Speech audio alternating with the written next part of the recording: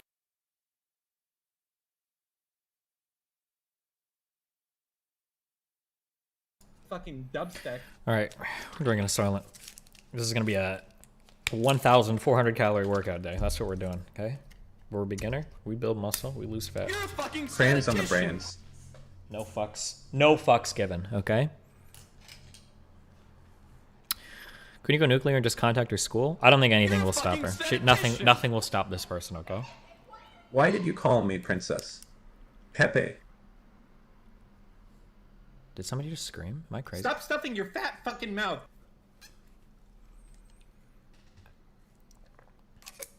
We're reliving Kumer Saga Part 5 right now. Dank beans. /raid. That's tiny. Okay. Let's just read it all. Fuck it. Okay. So the out of nowhere message was, "Oh boy, I'm pretty sad. It just kind of hit me today out of nowhere. I also feel angry with you because you did make it sound like you're more poly and willing to date other people when talking to Alex." She's talking about Alexandria Botez on some chess stream or some shit. "I just wish you'd take some responsibility for your lifestyle choices that inflict emotional pain onto others, because no amount of communication can change the fact that it still hurts being treated as less important to you. It just strikes me as so callous to expect others to be fine with that. And the way you talk about the people who've gotten hurt as though they were such an annoyance lacks any empathy." For a little bit of context on this, there was just there was another girl that was sending me like pages of messages out of nowhere. This is a whole other story. I swear to God, it's the whole other thing, okay? But Anna saw these messages and she was joking. She was like, "Oh my God, I can't believe this person is sending you like pages of text or whatever." And I'm like, "Yeah, you know, it's whatever it is." And she was actually laughing about it with me, okay? Unironically, it always happens, okay? So that's what she's referring to there, okay? So she says, "I know it's obvious, but can you clarify you won't leak the sexual stuff?" So she's, "Yeah, I'm not here to like leak like sexts or nudes or whatever. I don't care about that. I just want her to go away. But I also need people to understand that I'm not like trying to ultra mindfuck her behind the scenes. The problem is that if she keeps like leaking like, you know, like 2 or 3 messages, there's going to be a lot of points where I'm being nice to her because I'm just trying to like be chill, so she's been fully blocked over the past month. And I know that you guys probably haven't been watching as close as I have, but I have like friends that follow her account. She's been tweeting incessantly over the past month, like unironically. You guys don't even see most of it because she'll go on like a 20 tweet tirade. You can ask Waffles. I think she'll go on like a 20 tweet tirade and then she'll delete them all. Like she's done this like completely for the past month. But so anyways, reading. Thanks for the gifted subs, okay? "Your lifestyle choices are extremely abnormal and not at all like most poly people. I mean, do you really just see me as a friend still? How is it even possible to be that callous and cold, Steven? I don't want to believe that you are." I mean, as a friend still? I mean, what do you mean? I mean, sex stuff aside, having met you in real life and talked and gone around and stuff, you're definitely a way closer friend than you were before, for sure. Yeah, I'm glad about that. I feel closer to you emotionally too, but it still leaves me conflicted and hurting because it became clear to me that you don't know what genuine intimacy is. If you can do everything you did and walk away from that without feeling way more emotionally intimacy with a person, then you might be more narcissistic than I originally thought. Winky, frowny face. This is how I feel, and then block quote. Because narcissists are concerned only with their own happiness and gratification, they often disappear emotionally and physically after sex. If you get left hanging or feel empty or alone after the act, it might be a sign that you and your body are being taken advantage of by someone who only cares about their own self-interests. They expect everyone else to be okay with the dynamic they want instead of making any personal sacrifices, and you made it clear that it's either your way or you discard people from your life. Hold on, wait, somebody says, dude, how did you not see this coming after these first messages? These are after we hooked up. Our messages up until the point we hooked up were totally fine. These were the messages, for those just joining, I'll repeat this one more time. These were the messages after the day that I left, right? Thanks for the past few days, Kimmy. I had a lot of fun, smiley face. I did too, Stephen Hart. Have safe flights. Talk to you later. These were the messages, like, totally. Yeah, and also to clarify, because a lot of people don't know this, okay? This woman is like 27, 28 years old, okay? Like, this person is not like, this isn't like an 18-year-old girl that's like losing their mind, okay? What do they say before the edits though? So sometimes when she edits messages, sometimes she'll like change typos. Who's Kimmy? That's her, she's Kimmy. Sometimes there'll be typos, but sometimes I noticed, and I think I went through these, she edited a lot of these messages 2 weeks later. And I noticed in some of the messages that I screenshot and sent to RTBA, she either deleted them completely or she changed them a lot. Now, I don't know why. That's up to the jury, judge, or executioner, whatever to decide. You guys can figure that out, but yeah. Were you her first or something? No, she said that she had had like 3 or 4 boyfriends, I think, before me. I don't know how many people she's hooked up with. I have no idea.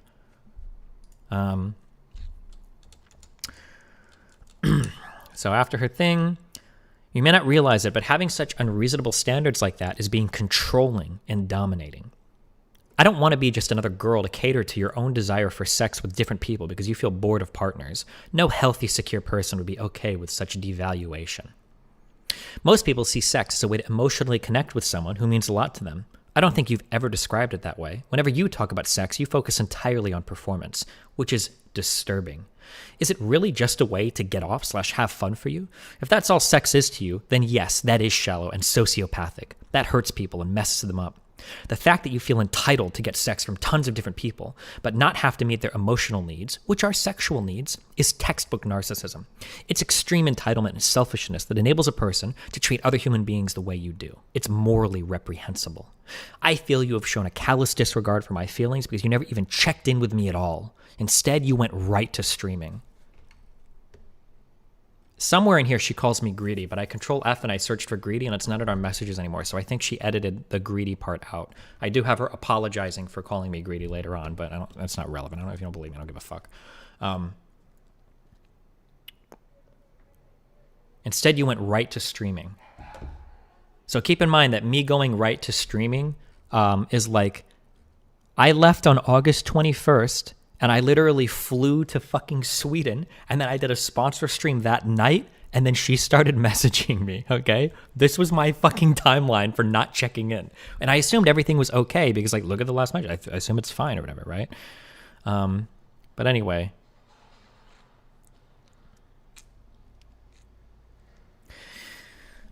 I feel you've shown a callous disregard for my feelings because you've never even checked in with me at all. Instead, you went right to streaming. Also, it hurt that you didn't attempt to include me in any of your streams and you just dismissed my feelings when I expressed this to you. You showed zero consideration for my stream schedule.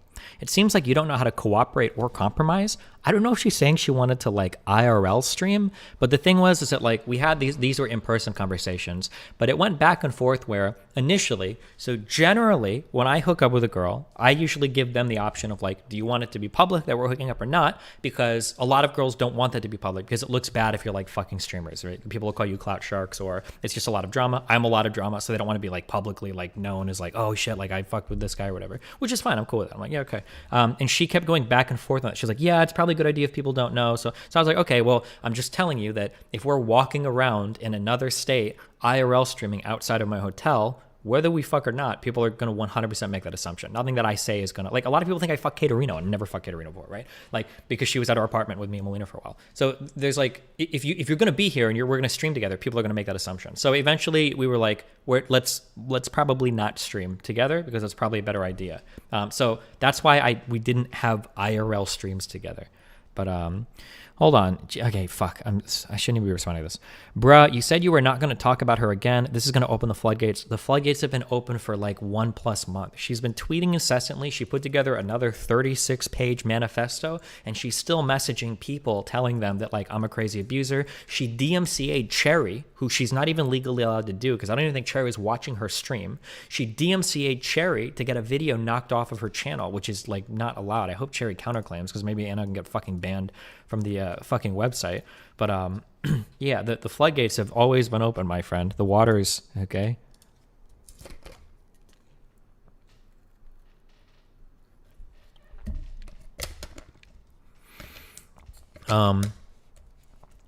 So it seems like you don't know how to cooperate or compromise. It seems like I'm just forgotten now. It feels like you expect to just detach from any responsibility with the people you use for sex. Like you think it's okay to just fuck them and then emotionally neglect them. Then another quote, sex isn't about connection for the sexual narcissist. It's about domination, self-gratification, and power, Santin explains. The partner of someone who admires their own sexual prowess and or obsessed with their sexual performance will notice that the sexual narcissist isn't emotionally present during sexual intimacy. They will feel as if the experience was devoid of emotional connection. Now, keep in mind that, like, I don't, fuck, what was I saying? This is one day after we, like, left each other.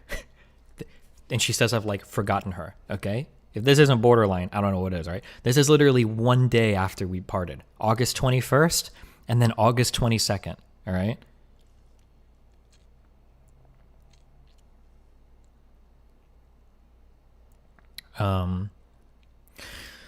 So I dropped the ooh face because I'm just, wow, okay. And she's like, Steven, I'm hurt. Why do you do the face? Like, come on. That's being really dismissive of my feelings. And then I said, I'm just reading. It's a lot to respond to. I feel like there are personal attacks on my character in here, but I'll try my best to respond in the most charitable way possible. Am I not allowed to point out narcissistic behaviors or attitudes that hurt me? So I'm being nice here because I didn't think that this person seriously is like, there's no way that it flipped this hard. So I'm quoting her things and I'm explaining. My messages are not edited, by the way, so these are all things I've explained. And this was like over a year ago, August 22nd, 2020, right? A lot of people experience intimacies in different ways. I don't feel it much via sexual activity, though I've always been upfront about that. It's not like I've kept that hidden. If you have a problem with that, that's your responsibility, since you knew upfront that that's how I perceive things. I've been explicitly clear about this multiple times. I am. I don't think it's fair for you to say, I don't know what genuine intimacy is just because I don't experience it during sex. There are other things that are intimate to me. Another quote, if you can do everything you did and walk away from me without feeling way more emotionally intimate with a person. And then I said, wait, Destiny, don't scroll up. Wait, why? Is there some weird shit in here? Newest and most viral. Wait, there's nothing even... Am I getting baited? I can't even tell.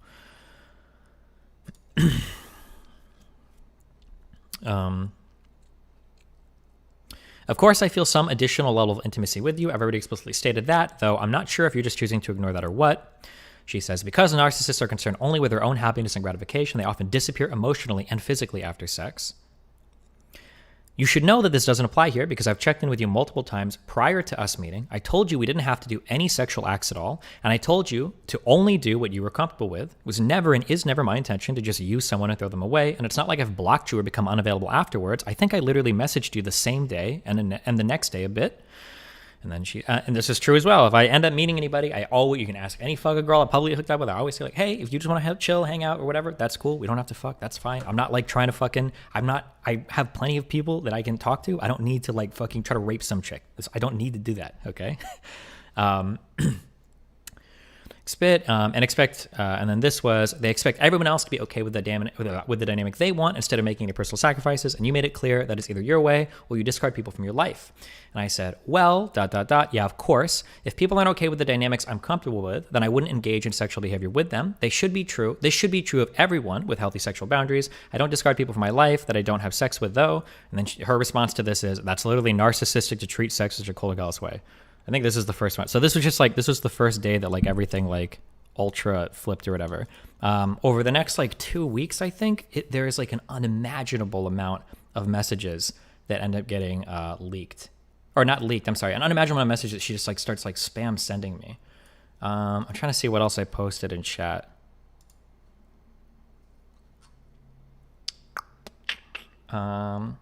I guess I haven't posted many messages before of like what I mean when I say that like she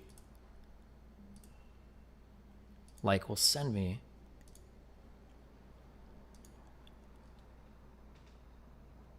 Oh fuck, I don't have the context for what I posted. These are just like random arguments I guess we've had. Fuck, I had like logs in DGG or whatever it were. The craziest part is she leaked these DMs thinking they make her look good. Well, the thing is I think that she can leak like snippets of conversations that make it look like I'm fucking with her, because there are conversations even like in the past, not in the past month, but like 2 or 3 months ago, where we're like chill and we're happy and we're talking and we're like everything is cool and everything is like we're flirty or whatever. It's like, yeah, whatever, okay, where everything is like okay, she's not like losing her mind or like stupid shit or whatever, everything is fine. Those messages absolutely exist, but like it's come after like 2 or 3 times of going like months without talking to her. Actually I guess before this even. So this is like an example of the level of message spam I would get. So this was when I tried to stop talking to her after our first big talk on Discord, but I didn't block her. I just stopped talking to her. So can I just ask some things to clarify something that's confused me before not speaking anymore? And I said, what? She said, why did Dan say no, don't, or whatever when I asked you if you wanted to talk to my therapist? I said, probably because he felt like it was continuing a toxic / unhealthy relationship. Why did Dan say that he thinks that I want you all to myself? Is that what you think? If so, why didn't you just tell me? I said, I mean, we kind of hinted at that when you kept saying I lied about being poly, etc.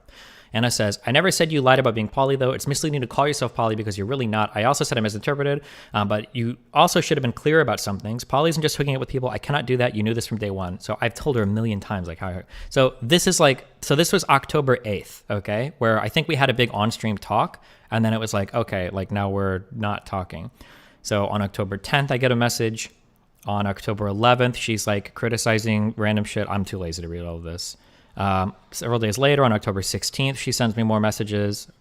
On October 17th, she sent me more messages about talking to her therapist. More videos of this Dr. Grande guy, I guess, who does true crime and like dark triad analysis. October 19th, another message. On the 23rd, another message. So on the 23rd, she says, I just wanted to say that 2 psych grad students reached out to me on Twitch a week ago because they saw the talk between us on stream. They found it really disturbing and abusive towards me. Just something to consider because I do not think you and your community are an echo chamber. Now, I get baited really easily when somebody wants to argue. I probably should have blocked her earlier on Discord, although I do eventually block her. But I'm like, I don't think this actually happened. But if they did, feel free to have them reach out to me. And then she's posting stuff about how they're like standing her like, oh, I think you handled the convo really well. I mean, you made mistakes and you owned up to that, blah, blah, blah. And I say, well, if he ever wants to talk to me, 100% I'd be interested. She says he watched the whole thing and it was hard to listen to, blah, blah. And I said, it feels like trying to reason with you is kind of wasted. If they want to chat, just let me know. It's stuff we'll never agree on, so there's no point in opening the argument, obviously. And then asking me if I want to talk to the other psychology guy. Oh, I think this was setting up our conversation with Drew. So then I think we talked to Drew, and then I think we also agree at this point to stop talking to each other. This talk would be better to have off stream, to be honest. How come you haven't answered some of my questions to you? Will you answer them? Why are you fine throwing me under the bus of saying such negative, untrue things like I violated your boundaries? And then we're never going to resolve our disagreements, hence talking to a third party. Yeah, I just recognize more so now that your boundary is valid. It feels, she always does this where she'll be like, oh, I made mistakes. I recognize you're valid, blah, blah, blah. She starts talking. Okay, that's cool, but it doesn't really change the fact that we fundamentally disagree on things and are never going to see eye to eye on them. I feel like I don't fully understand the reason behind your actions. Having a third party mediate usually helps. And I said, yep, the third party will be helpful, or the third party will help. Just to be clear, Dan won't put himself into this. As long as he's not implicated too much. No, I don't think so. Oh, and then this was the talk with Drew here now. Then after the talk with Drew, it's more huge messages on November 8th, November 10th, November 11th, I don't want to read all these. November 12th. I didn't even realize you doxed me. November 13th, November 14th, November 15th. Acting cold towards someone you're angry to them is coercive control. November 17th. She's posting about Melina. November 20th, saying she messaged Melina. This is her DMs to Melina. November 21st. November 22nd. November 25th. Oh, and then I respond, Anna, I don't think we're going to resolve this one. I did say I would stop saying that stuff, though. And then I put the weird face. And then she says some more shit. I say, got you all right. Oh, and then I point down here. I didn't know this, but she edited some of her messages like 2 weeks after she sent them. I don't know why.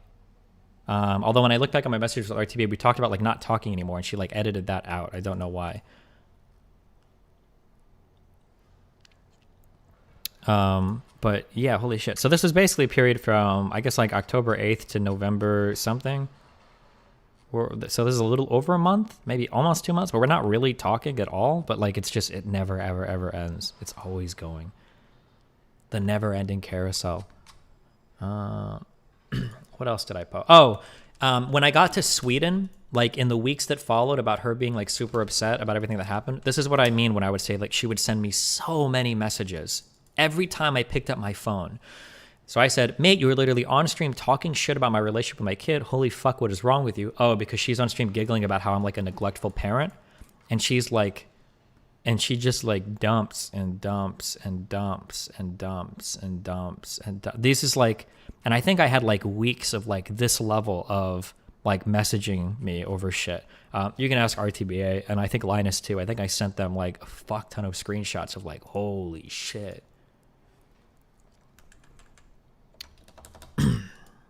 Read the timestamps. Oh yeah, so this is from like 6. So this message is 6:18 p.m. and this is to 11:39 p.m. She never stopped typing. I like again. You can ask Melina. Every single time I would pick up my phone, we were like skiing in northern Sweden, everything. Every time I picked up my phone, her thing was typing for like, I don't know how, like 16 hours a day. She was like nonstop typing and typing and typing. Every single time I picked up my phone, it was like, she's typing a message. She's typing a message. I think this is one of the more strict arguments we've had. And then I get irritated because I find out that she was being manipulative towards me and I didn't realize it at the time. So, and she admits as much, although she doesn't realize she's admitting to it. You've portrayed yourself as poly, and then you say that to me. Like, don't you see how you lead people on? Don't call yourself poly. You're not. Poly means polyamory. You don't get to define my relationships to me. Stop. If I call myself open, others would say that's misleading as well.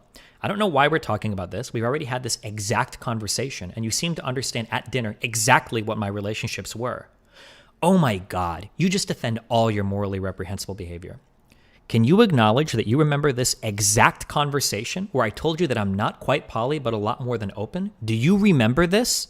And she says, yes, I know. It was extremely painful and I was hurt by it. Poly means polyamory. And then I say, do you acknowledge that you did not give any indication whatsoever at the time that you were hurt? If that was extremely painful for you, why didn't you tell me so and then either leave or at least set up more appropriate boundaries? Anna says, yeah, because you're responsible for hurting me and making it right. What the fuck? Why are you so fucking cold and callous and cruel? Like I was responsible for telling you, I wanted to wait and not ruin things. I thought I could be more emotionally regulated. Then the responsibility for this is 100% on you. I can just be clear and open and communicate everything. If you're the one who's hiding things and trying to manipulate me, that's your fault. And then I quote her message, I wanted to wait and not ruin things. And then I say, what you've just said here is manipulation. You've had a certain feeling, but you hid it because you thought I would react badly. You are manipulating me here by not expressing how you really feel. She says, there's nothing wrong with trying to emotionally regulate oneself and waiting a day or two to address something. Waiting a whole month is different. Notice how she's really good at like interspersing these psych terms, emotionally regulate. This has nothing to do with emotional regulation, right? Then I say, there is something wrong with having a negative feeling about something, not telling the other person, and continuing to engage with the person without telling them. This is manipulation to bring it up later and make me responsible for your concealed feelings. It's not fair to me at all. You're basically telling me that I'm responsible for you hiding your feelings about something. So that we've had these, so she keeps saying over and over again, like, oh, he lied about being poly, blah, blah, blah. No, bullshit. I'm totally 100%, like, I don't know, like, when I read through these conversations, I always say that, to like fucking let somebody lead my conversations. I feel like I'm about as clear as I possibly can be. And this is like over a year ago. Like I'm about as clear as I possibly can be in terms of like how these conversations are going. Oh, and then also when she was like screaming last time, she was like, I'm protecting your relationship from Melina. I'm protecting you, Stephen, blah, about lying to Melina. So in the very beginning, by the way, and Melina and me read each other's DMs and we're open with each other, obviously, because we do open relationship shit, right? She was the one in the very beginning that was like trying to tell me to hide everything from Melina. I didn't think you were actually 100% serious. And she keeps admitting, I was open. I told her everything. She just didn't believe me, right? I didn't think you were actually 100% serious about sex not having any emotional significance to you because of just how scary and disturbing that is. It's so cold and callous. It's extremely maladaptive, Stephen. What the fuck? People need therapy for this. I've seen you show empathy and warmth, though. It doesn't make sense. It doesn't matter how much you communicate. It's so far outside socially acceptable and normative behavior. It throws people off entirely. I guess, I don't know, and she has it convinced in her head that we can, like, talk to Dr. K or whatever. Jesus, fuck no. I guess just set up a time to talk with Dr. K ASAP. And please respect my privacy boundaries with Melina. There's no reason for you to tell her personal information about me. And it still hurts so much that you're treating me like some mistress. I thought we got emotionally closer. Why would you be so affectionate towards me if I never meant anything? How could you do this? She mentions Dr. K like a few times. Set up a time to talk to Dr. K. I can't sleep or anything. This is destroying me. Can we talk with Dr. K ASAP? I'll talk to Dr. K with you, but I'm begging you not over stream. She wants to set up like a private call with Dr. K. I don't know. Holy shit. I think this is the last one I linked in chat.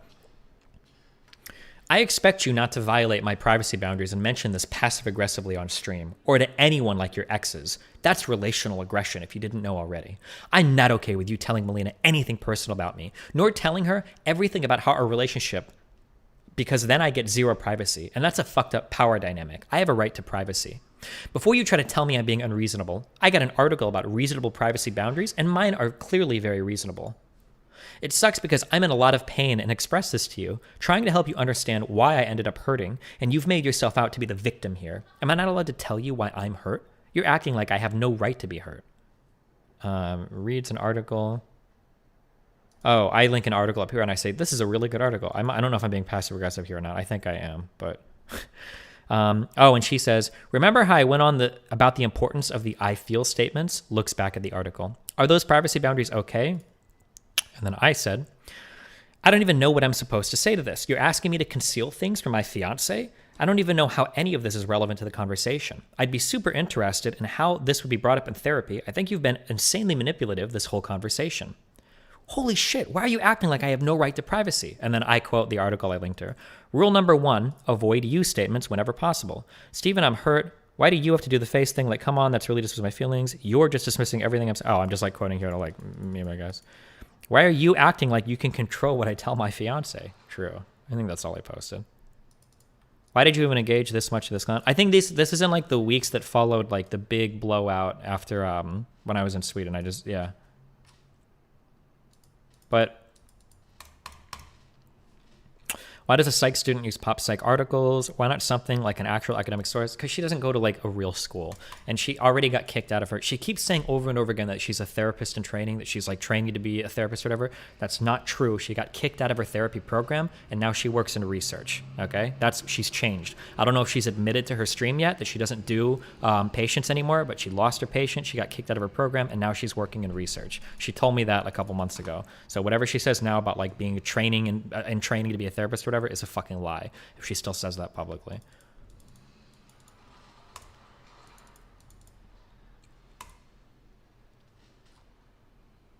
Destiny, I heard her saying she's doing research now. Gotcha. Why do you think she's ultimately doing all of this? Does she want to be your girlfriend that bad? So I can't truly know.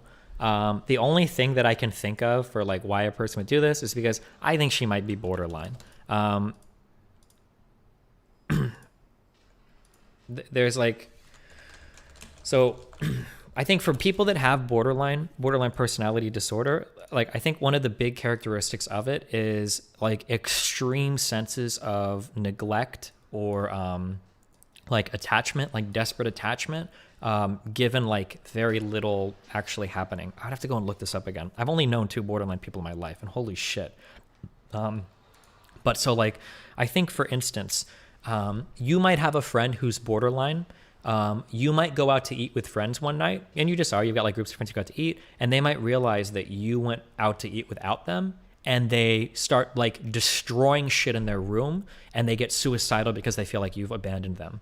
Like that type of crazy mood swing, that type of unhealthy interpersonal relationship, like borderline people can have a ton of problems, like having like mood stability, emotional stability, like managing expectations of relationships, because they can get like, they can swing from like extremely clingy to somewhat disruptive.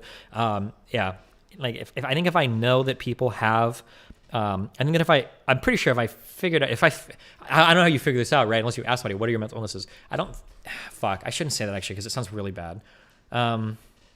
Yeah, I don't know. People with borderline are really hard to deal with. Unfortunately, there's a lot of stigma around borderline people. So it sounds shitty to say like, I should never hook up with a borderline person, like they're like degenerates. I don't mean that, but like, I would be very hesitant to hook up with somebody that I felt like had borderline, but didn't know it. But now it sounds like I'm diagnosing them. I don't know how to phrase it in a responsible way.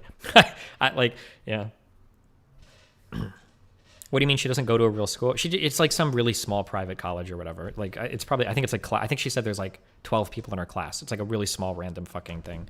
Yeah.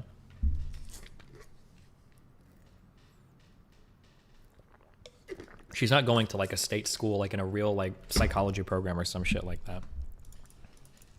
Are borderline people aware of what they're doing? I think most, borderline counts as a personality disorder, right? It's borderline personality disorder. I think the characteristic of personality disorders is I think people generally aren't aware of it, or are they aware of it? If you have a personality disorder, or I think you're really good at rationalizing away the negatives. So like somebody with like NPD doesn't know they're narcissistic, right? I think it's like it's like when it comes to personality disorders, I don't think you're generally aware of it unless you have like, you either become aware with a lot of therapy or after the fact, or like people eventually pointed out. Yeah.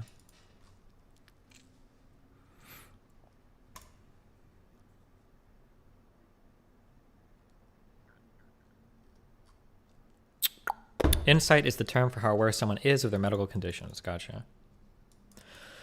Are you familiar with the concept of favorite person with borderline personality disorder? No, but I am familiar with a concept called, I think it's called splitting, where I think people will go back and forth between being like, this is my favorite person in my life, and then this is the worst person in my life, where you really like somebody and they're really awesome and everything's really cool, and then the next day or like an hour later, it's completely different. And this is like, I think this is what would always happen when we, when I think that things are going okay, so I would start talking to her, everything would be chill, everything would be cool, and then out of nowhere, I think she's even posted some DMs of me saying like, why are we fighting about this over and over again? So everything would be chill, everything would go, and then out of nowhere she'd be like, I don't know why you treated me the way that you did. This is the worst thing ever. Out of nowhere, like all of the crazy fighting, everything comes back again, and I'm like this horrible person. So she would go back and forth between like being like super like chill with me and super cool, and then into like, I'm the worst person in the world, like destroying her life or whatever. Yeah.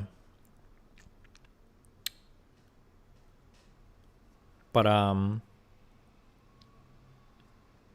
yeah, I don't know what I have no idea like how to I don't know what to do at this point. I mean, at this point, I think I mean, at this point, I think enough people have seen that she's crazy. So I'm like, okay, as long as everybody knows that she's crazy, so that like people don't think that like, oh wow, this like person is a real life person that like Destiny's abusing or traumatizing and shit. So yeah, whatever. But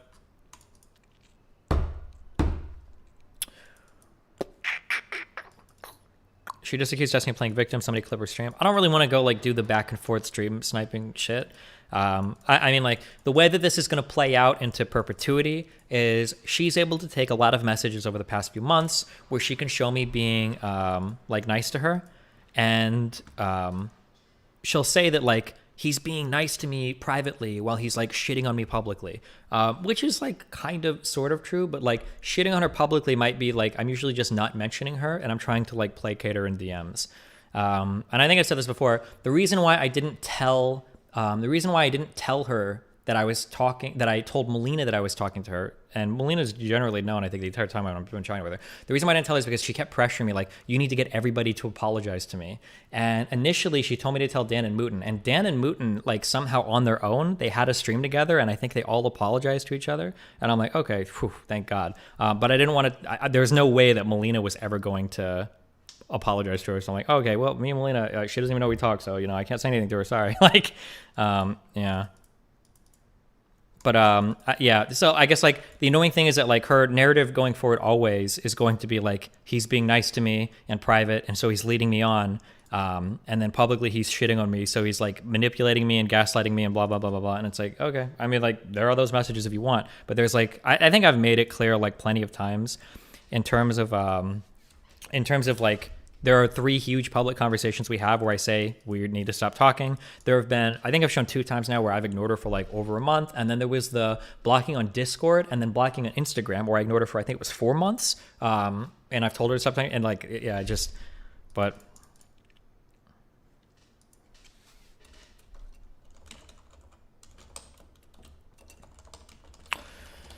Basically, yeah, I don't care.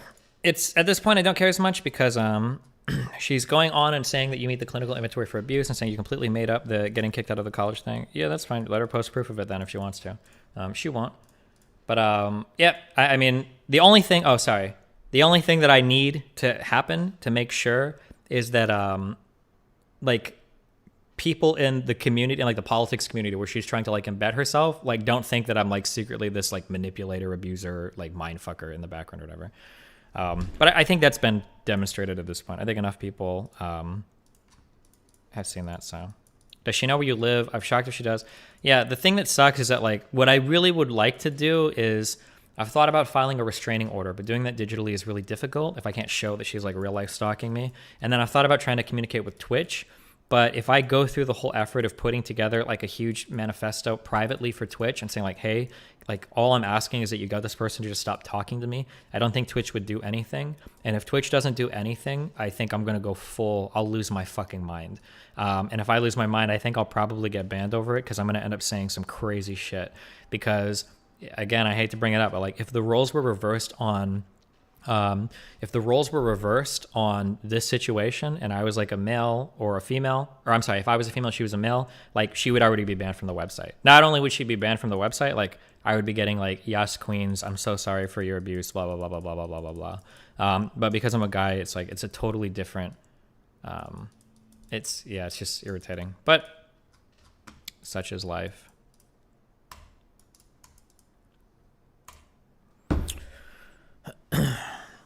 Didn't you always advocate for leaving a paper trail? I think contacting Twitch should be the first thing you do to cover up your ass when something happens. Yeah, but I'm being totally honest, and I'm being honest about my mental state. If I take the time to set up like a really big thing to Twitch and I message them and they either ignore me or tell me that they're just not going to act, I'm going to lose I'll get so fucking mad. I'll lose it. And I already know that like none of these shit ass fucking websites that write op-eds will give a fuck. Nobody will care because I'm a guy. So it's like, whatever, who cares if guys get harassed? It doesn't matter. So, but it is what it is.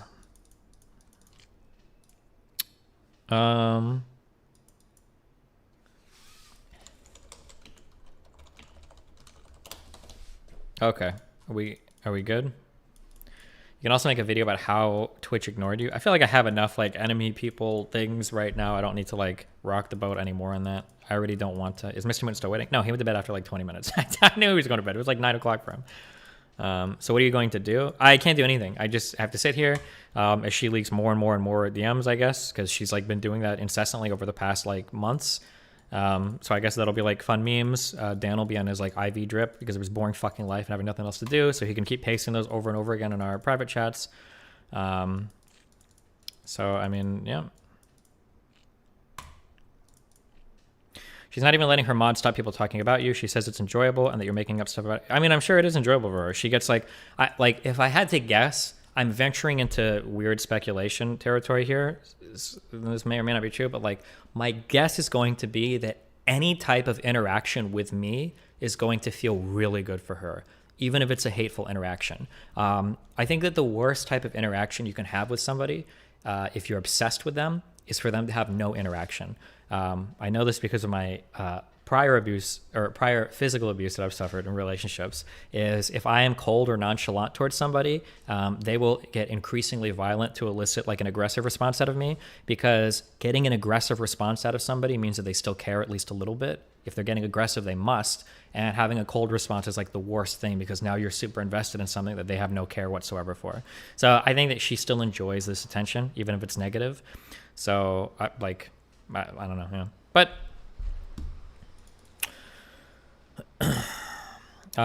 did you address the observation that a lot of people in your circle actually find her crazy? I think all of the politics people know, especially as far, because she's pushing into like that aristocracy girl who's pretty unimpeachable. Like, I don't think aristocracy's done anything wrong, and she's literally saying shit like about how aristocracy is empowering abuser, or empowering abuse and shit. Like, yeah.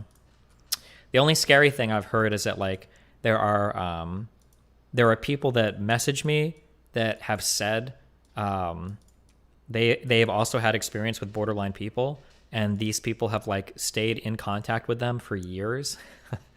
Yeah, so it's like, I don't know, maybe this is just like a whatever. It just sucks being a guy, because it's so easy today as a girl to like make a guy look crazy or bad, but as a guy it's impossible to do it. Is it time to contact the school and talk to them? I've thought about it. Maybe I'll like email the school and say, hey, but like the thing is that like, what would the school do? Like, we're going to impeach a student or discipline them if they like have a weird outside of school relationship? I don't think emailing the school is going to do anything. I've thought about calling her parents, but if I don't think they would side with me either, right? Imagine like some strange guy calls you and is like, your daughter's being crazy on the internet. Like, they'd probably be like, okay. The one avenue that I can hope for the most, that I can hope, is that hopefully Cherry counterfiles a DMCA claim, and then when Anna doesn't take her to court, because she won't, because that DMCA claim was a false file, maybe Anna can get banned from Twitch for doing a false DMCA file. Oh, and something I'll announce today too, I guess I can say this, and it sounds bad, but I don't care. If any of like the political panel shows or people are affiliated with Anna in any way, I'm not going on the show for 6 months. So Prime had her on like a month ago or whatever. I'm not going to Prime shit for like 6 months. No slight against him, but I'm not going to be like affiliated or associated with any platform that's like signal boosting that shit, because holy fuck, fuck that bullshit. That's like insane shit. Fuck that. Or maybe I'll give him like, I should message him and tell him. It's kind of unfair to like retroactively punish him, because he might not know anything at all about it, but yeah. She did refile. She's waiting to hear back from Twitch. She had to give all of her personal info to do so. So if she gets doxxed, she can't refile. There is no refile for her.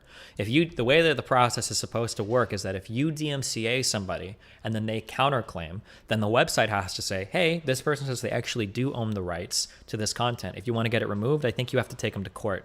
So Anna's next step is to go to court with Cherry. And if Cherry needs to be bankrolled for that, I will donate all of my fucking money to have that day in court.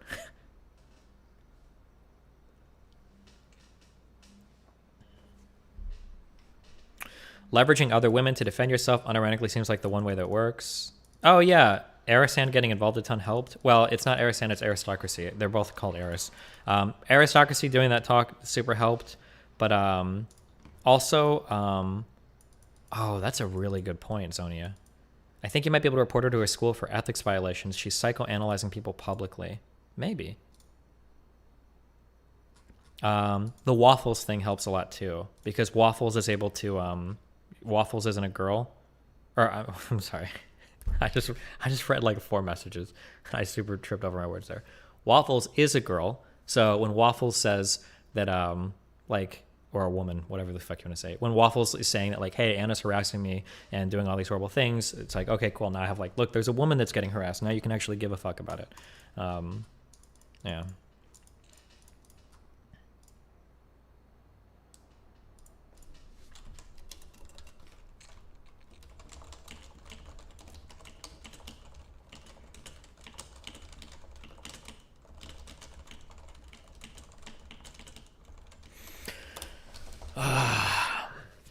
Wait, what did Cherry say? I have DMs I can share from like yesterday. That's probably enough to contact her school. So, oh, is she DMing you too? She's also DMing the Aristocracy girl. What is she saying? I wonder who else she's DMing. I shouldn't have even said that. I guess I shouldn't say that. But yeah, Aristocracy tells me that like Anna's been basically DMing her as well, telling her that like I'm abusive and I'm horrible and that she should feel horrible and all sorts of dumb shit. Yeah. But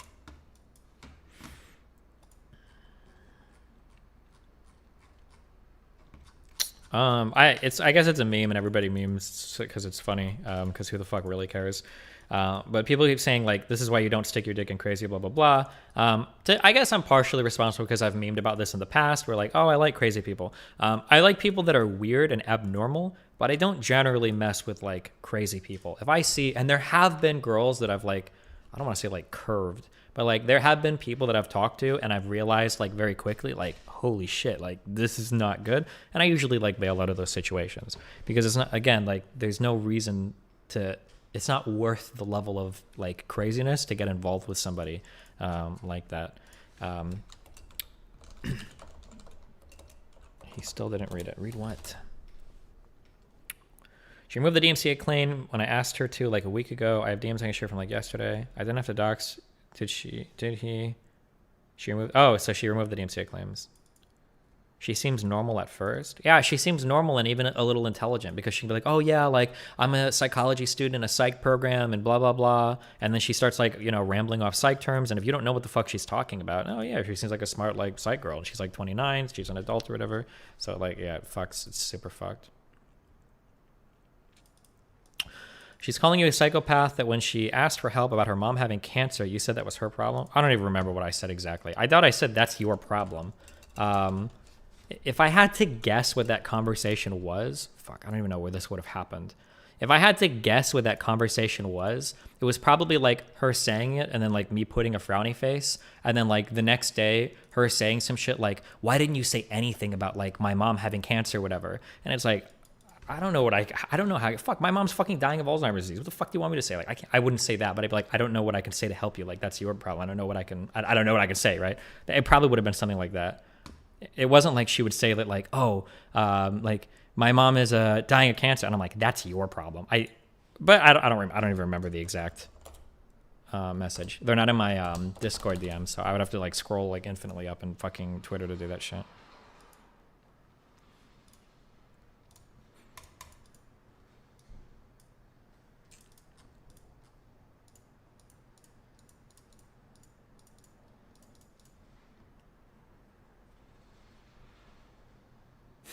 That's a dumbass meme. Do you think her school would care that she is threatening to release logs of me having a mental health crisis as blackmail? Maybe, I don't know. These are the DMs you've leaked in April. Oh yeah, I mean this is old. I feel like I've already shown this before. This is because a lot of people say like, oh, I never actually blocked her and I've just been fucking with her the whole time. There was like a several month period where, maybe I shouldn't say several, few months, I think 3 or 4 months where like I blocked her, but like even with her being blocked, it never ever ends. Oh, like, and like the only messages I'm saying are like, I think we trigger each other too much, Anna. Okay. Anna, no contact, please. Is there some kind of truce or agreement we can come to?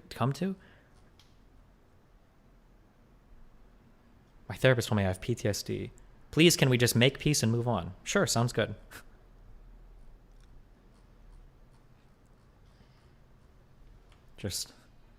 Oh, so this message, oh, I can say this publicly now, okay? The reason why I sent this message is because Waffles started talking to me at this point because she's one of 3 people that reached out to me. Her, Drew, and then another person that I don't think has been made public yet, it's not an important person, have all reached out to me and told me like, hey, Anna is like losing her online friends because she like incessantly talks about you and everybody's telling her stuff, blah, blah, blah. But Waffles reached out to me and Waffles like, hey, maybe if you just try apologizing through on Instagram, maybe she'll like, maybe she'll chill and move on, you know? And I was like, okay. And then when Waffles told me that, so we must have talked sometime around March. When Waffles told me that, I messaged her and I was like, listen, Anna, I'm sorry for making everything public and I thank you so much for everything. I don't think there's anything left to be said over that. So I tried to send that apology to like appease her. And I was like, okay. Waffles, I feel like she has more hours in a day than other people. It really does feel that way because holy fuck, how does she go to school and still do all of this shit? But yeah, like it never, Anna, I don't think there's anything to resolve here. Oh, so eventually after all this, I think I blocked her on Instagram.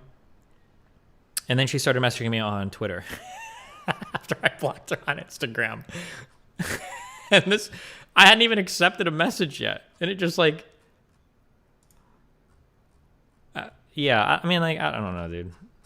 Now that I blocked on Twitter, who knows what now? Maybe she'll start emailing me. Whatever.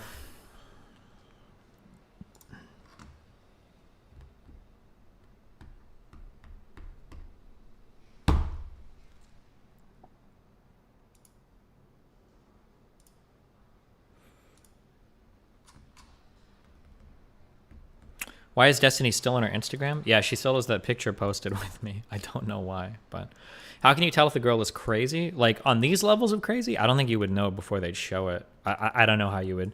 I think there are certain mental illnesses that are probably really hard to spot. Like I think like even people that are narcissistic, I think can be really, really charming when you first meet them, unless you like get to know like really, really closely the person. You have to get really close to them. People with NPD, people with BPD. There are probably other personality disorders that are really hard to pick out as well. But she said this summer that you were dating and that she broke up with you. Oh, cute. Well, I've mysteriously dated so many women, I guess. Bad Money says that we dated too. Do you ever blocked at the moment? Yep, I've got her blocked on Instagram, Twitter, and Discord. I've had her blocked on Twitter since before. I think it was after the Zerka show. I think I blocked her again on Twitter. So I don't know, whenever that happened. I don't know if that was a month ago or more. Well, to be fair, you did date Bad Bunny, albeit for a few days. That is absolutely not true. I never dated Bad Bunny, ever. Never, ever, ever. No, I've never dated Bad Bunny. We met like 3 times in real life, okay?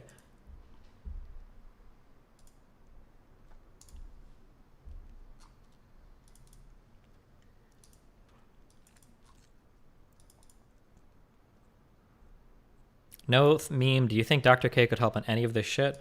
The problem is that she is beyond help. There's nothing that can be done. Like, she is going to, she's going to keep going over and over again. Like this, she's going to keep posting for months, like more and more and more shit. I don't, there's nothing I can do to, yeah, I don't know. Like, all I can do is ignore her, tell people on stream to stop talking about her. But she's had like enough of her like Steven battery of attention full to like go, probably for like 3 or 4 or 5 more months. Yeah.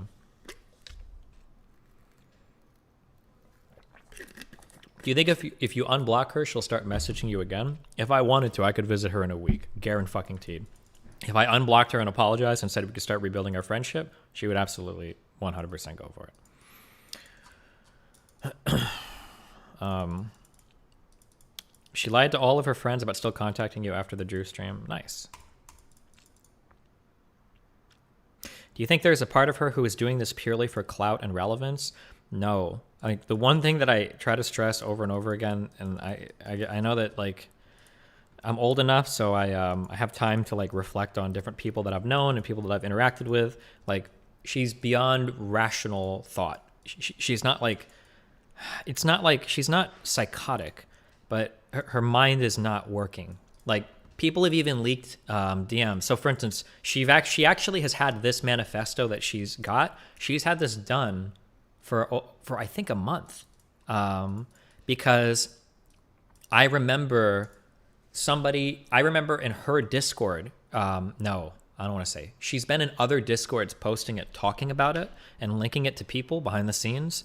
And then she also, even when she was talking about it in her own Discord, I think even her own mods were saying, "Hey, Anna, nobody thinks you look good here. You have to stop. Like, you need to stop doing this. Nobody is on your side." And anytime somebody tells her that, she's always like, "No, that's not true. Fuck you, blah, blah, blah." Like, she always says that, like, yeah.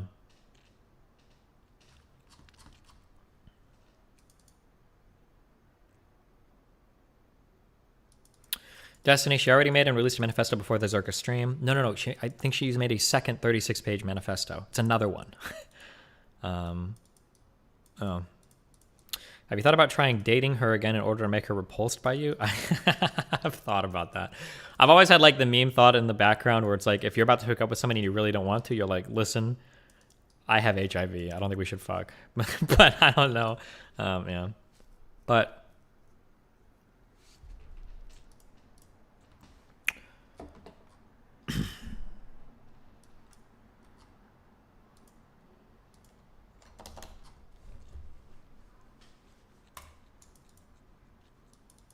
offer to go to a group therapy session with her. I've already said multiple times. I would fly out and go to therapy with her. If she wanted to, I would absolutely do that. I'd drop everything and I would fly out and do it. Because like being in another room where I can hear her therapist like tell her, Anna, you are fucking batshit crazy. It would be worth it. I would do it. I'd restart everything just to see that interaction. Because what I'm really curious about is either one, she either lies about what her therapist tells her, or two, because she's editing our messages, she's presenting only half the story to her therapist to make her always look in the right. I don't know how manipulative she could be of a therapist. I don't know, but what's her response? I've told her in the past multiple times, like, oh yeah, if you want to go out and fly up to your therapist, and yeah, let's do it. Do you believe that she even has a therapist? I believe that if you want to get into clinical, like psych, right, where you have like patients and stuff, I think you're required to have a therapist. You have to. So if and she was pursuing that at one point, so yeah.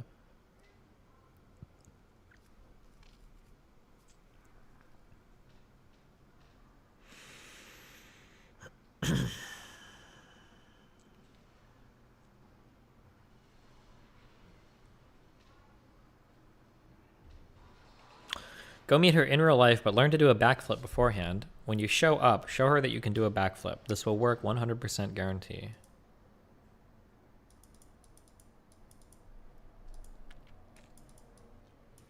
What's stopping you from just dumping it all? I mean, it might come down to that eventually. Honestly, it's kind of like cringy to like be dumping or leaking like flirty messages and shit because all of it looks like cringe. And I prefer not to like be leaking like all of my personal messages. But I mean, if it comes down to it, then fuck it. I don't give a fuck.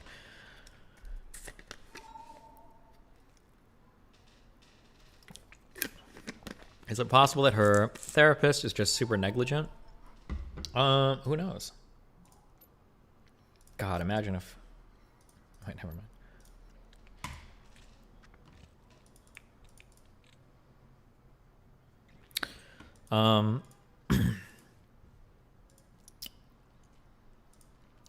Here's what I really want to say about this, okay? Imagine if you were talking to somebody, and this person was so crazy, okay? Imagine that they lock you in their basement, all right? Imagine you're locked in their basement, and you need to break out. You need to get out of this basement. You need to get some help, okay? Now, you check your phone and you have no reception. But this person has a router from 2002. It's unsecure. You open your phone. You log into their router. Now, let's say that you don't want them monitoring your traffic while you're locked in that basement on their router. Well, God damn it, do I have a deal for you, okay? Check out surfshark.deals/destiny, okay? You might be locked up with an iPhone, an iPad, a laptop. Maybe they have a gaming desktop downstairs. Maybe you're on an Android phone. Guess what? This VPN, it works across all of your devices. It's ultra secure. They don't leak. They don't keep logs, okay? There are no logs. A person couldn't even break into a server room and find these logs, okay? And you know what? After you hop onto your VPN and you contact emergency services to break you out of the basement, you can go ahead and go right on over to Netflix, Hulu, Amazon Prime Video, HBO, whatever, and you can watch your favorite TV show no matter what country you're in right there off of the safety and security of your own personal surfshark.deals/destiny VPN account. Check it out. 3 months for free, 83% off, okay? Go ahead and head on over to surfshark.deals/destiny and check that out, all right? All right, hook me up with the... Hook me up to the clip on that one, and then I don't know what we're gonna play. Have any comments on the hundreds of sex she alleges over the last few months? We probably sexted one time like 2 months ago, or maybe a couple times. I don't remember. I don't remember every single thing. It's not hundreds of pages, but I mean, like I'm sure we have. Listen, I talk with a lot of people. Okay, I've sent a lot of things to a lot of people. All right. NPC in like someone else's life. Tried soy, tried soy, tried soy, tried soy, tried soy. Like you're making this as an analogy about the ancestral character of someone who would kidnap you and put you in a basement. No, what? This is just a VPN plug, dude. 50 Cent didn't realize that Destiny had the magic stick all along. Steven. DD2 is staying on Epic until it's out in early access. It'll be a very long time to play otherwise. Yeah. Because I'm putting Dangerous Dungeon 2 100%. stream win.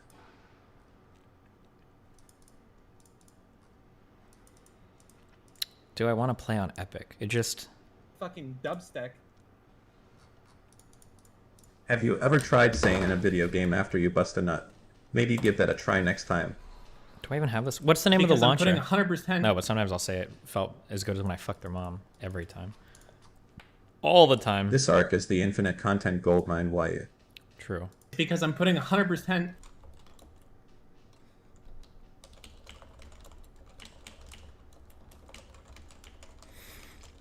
It begins Fucking again. dubstep. God bless. I missed watching you live, buddy. Do you remember why you got into a fight with Kelly Jean? Slash raid. Eris Reed should I on his like parked off feels. preemptively burn a bridge? I don't remember if my bridge with Kelly Jean is burned. She just masturbated on it too.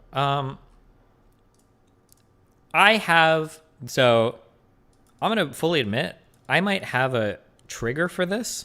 Maybe, I guess. So maybe I'm actually past the point of rationality for this. Okay. I get really, really triggered when women get physically aggressive because it makes me feel utterly helpless. I think I would rather get attacked by like Hassan than I would attacked by like a woman. Because like, if it's going to be some dude, they can beat the shit out of me. Like, at least I can pretend to fight back. But like when women get aggressive and physical, it's a really mind-fucky situation as a man to be in. It's a really weird, horrible situation to be in. When I see women are making excuses for being physically aggressive and they're justifying it, almost every single time when I read that, I'm thinking there is way more that you're not saying, and you are definitely an abusive person. This has come up 3 times in my Twitch career where I've seen this with other women streamers. So the girl that was kind of dating Clint for a while was being like really physically aggressive. I'm like, give me your phone, give me this. Like, even after he's like, get away, she kept going over and over again. When I see behavior like that, I'm like, there's more shit going on here. It happened to Clint. It happened with that Nico Lol girl where she tweeted out like, oh, like somebody did, what was it? The Nico little girl was like, oh, I had to go to my ex-boyfriend's house and argue with him. Like, you guys don't understand. I was being abused. And like the police report literally said that she drove to her ex's house. She pounded on the door until she was let in. And then she got in and she beat him up so bad that he had an injury and she got arrested for it. That Nico Lol girl, right? And like everybody was like, yes, queening her. And I was like, are you fucking kidding me? This chick is fucking abusive.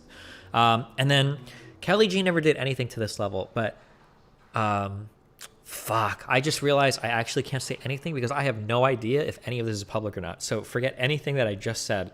I just did the worst vague posting ever. Fuck. I feel like I have to say something now because now it sounds really bad if I don't. Kelly G never abused anybody or anything. I'll just say that like I heard a story of her like going to somebody's house or trying to like force herself in the door, and I thought that was like really weird. That's it. It wasn't. She didn't like abuse anybody, do anything crazy or whatever. I don't know if that was like ever public or not. Fuck. Maybe I shouldn't have said anything.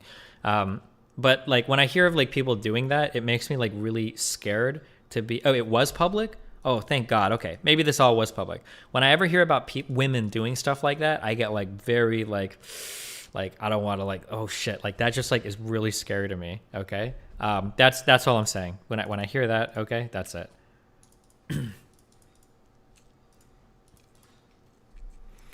Why did the doc get banned? Say it. I can't. You know what? Let me just say he's done. Okay, not just on Twitch.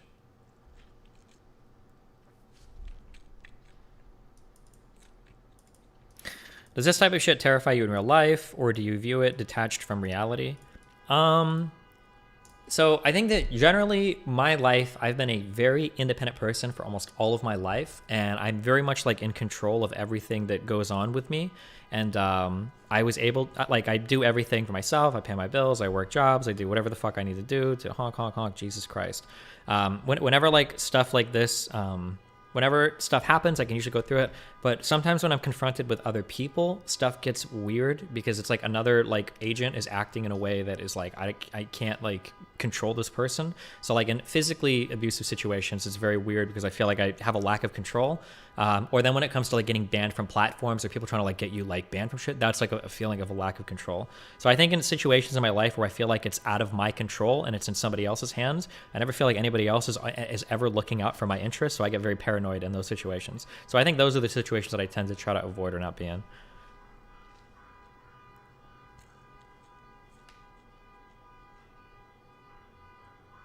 Drop the DJ Wheat nuke. There is no DJ Wheat nuke. It was just the one fight we got into like 6 or 7 or 8 years ago. That's it. I don't know how he got so ass mad for so long. Surfshark ad. Thank you. Chest dropkick. Yeah. Give me that. Horn honkin'. Horn honk me. Okay.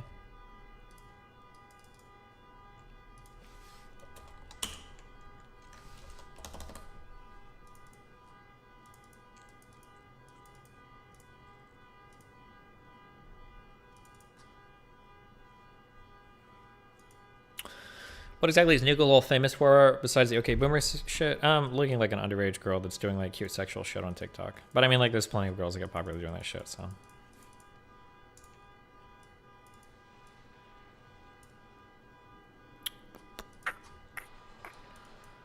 Someday you're gonna have to tell us the real Day 9 story. Good one. I live in LA, so there's always the sounds of the city, okay? There's always the sounds of the city here.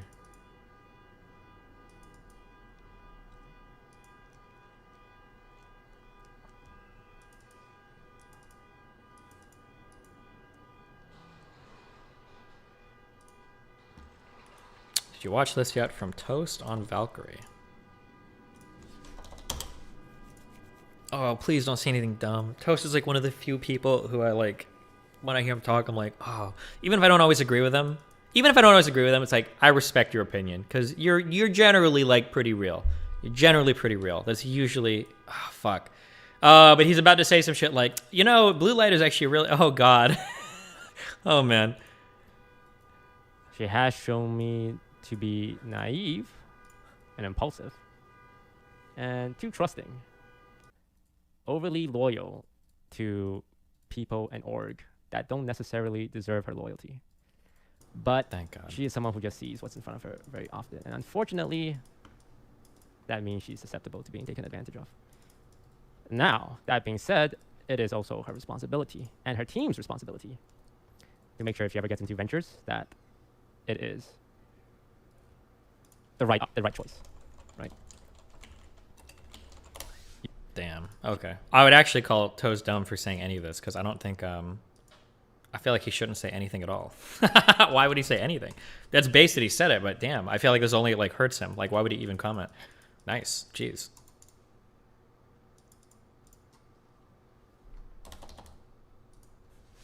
Toast is untouchable? Maybe. Toast is pretty based. I really like Destiny. I really like Oh. Daft because they don't let they don't have that. They're not too integrated in any single group, right? So they're able to say things candidly. But of course, because of that, sometimes they rub people the wrong way, especially Destiny. God knows, Destiny rubs a lot of people the wrong way. But you know, when they give their takes, I always respect it. I really like Destiny. I really like Daft because they. Oh, cute. Okay, nice. Pre-watched. I pre-watched that one, guys. I copied his take from the future. Did you see how when Val read Hassan's messages on stream? Yeah, she started to. Damn, she like fucked up hard. I don't know anything about her. I probably shouldn't say anything because I think she's friends with a lot of offline people. So.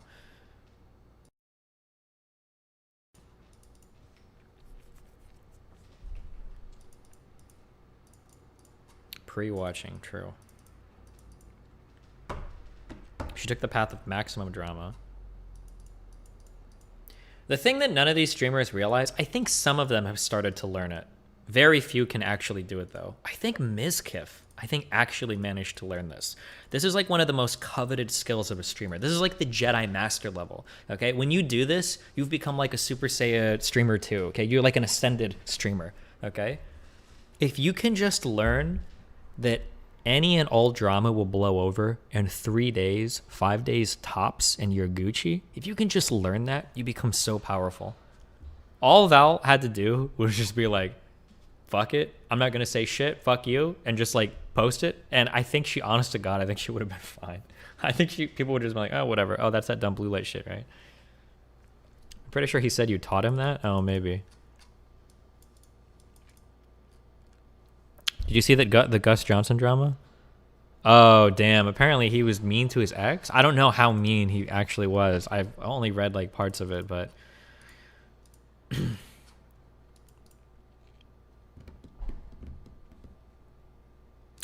that's saying never physically abusive or any kind of abusive. I appreciate if you spoke to me first. Like the heck. First of all, Kelly Jean, I don't think I've talked to you for like over a year. Okay. Secondly, I said you didn't physically abuse anybody. I said that a lot. Okay. I did say that. All right. I did clarify. All right. Yeah, Tekno, I love Tekno so much. He is one of my best friends. I don't know anything about blue light, but it seems like you're having a hard time. I'm sorry, Ray. Ah, man, that really sucks. They showed you studies? Well, I would believe studies. I heard Gus Johnson was forcing her to get an abortion. Okay. Conjecture alert, conjecture alert. I've only read bits and pieces of this, so I don't know what's true or not, okay? But my understanding was that they agreed that if she ever got pregnant, that she would get an abortion. And that was like a pre-agreed thing. And if that was the case, then depending on how that conversation goes, I don't see a problem with that.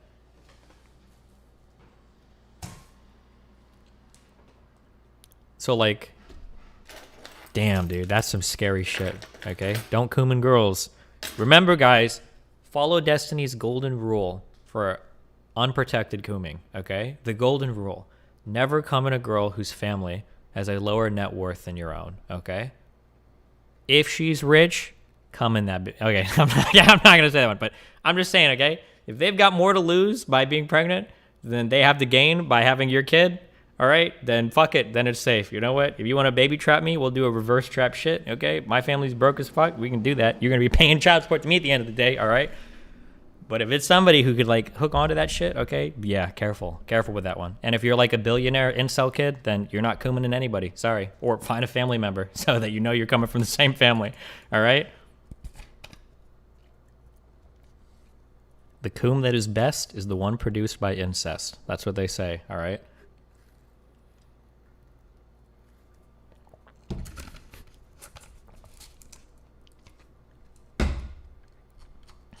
Morally neutral. It's not a moral obligation, as Vosh would say. I'm a utilitarian. So I would say that there's not a moral obligation not to fuck your siblings. It would just be super erogatory. But also super erotic, right? As Vosh would say, especially if your sibling is a horse, all right? In a video game. Sorry, catching up with donuts. Stop stuffing your fat fucking mouth. Squad W.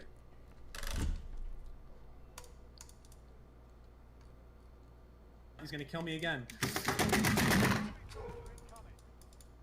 Oh yeah, the only thing that irritated me, and I was like, She gets ammunition from Diem, and you're probably tired of hearing this, but people will stop paying attention to her if she doesn't have anything new to talk about. yeah, maybe. We'll see. She's gotten a lot of mileage out of our current conversations. The one thing that Mizkif said that irritated me is that we tried to cancel him at one point. I feel like any time I like get into a tussle with somebody publicly, like we argue back and forth about something, people always say that like I'm trying to cancel them or my community's trying to cancel them, which is like, I don't think we've ever I think that, I'm trying to think of who we've actually tried to cancel. There have been a couple of people, but this was like a long time ago. Like people where it's like, because they started spam reporting my shit, so I'm like, go spam report their shit, fuck it. I think we got down in the dirt with that a while ago, but I don't think we ever did with like, oh, arguably you could say I canceled Bob 7.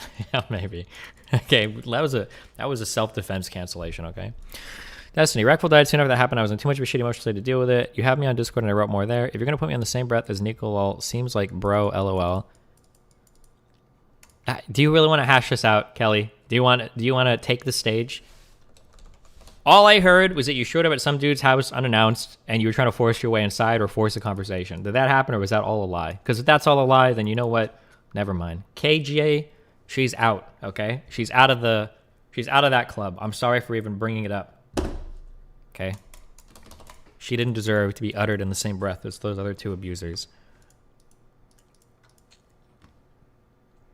Kane, a gift from the god. You notice how every girl is going full booba? You guys notice this? Like every girl streamer is going full booba. Jeez. What a... I can't tell if we're on a cursed timeline or a blessed timeline. Jesus.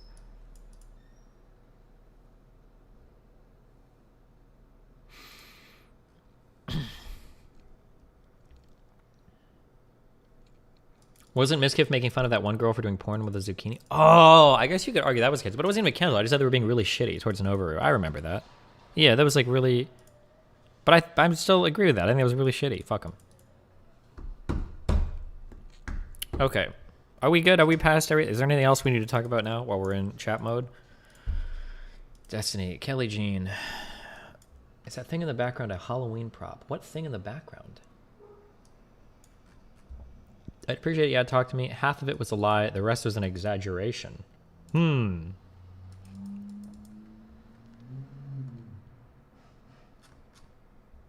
Pokey big update must be an OnlyFans. You wish.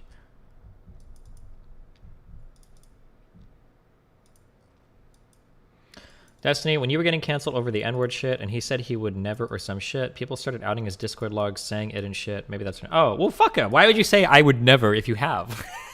Why would you do that? Well, fuck it, dude. That's on you, man. I still think my funniest... I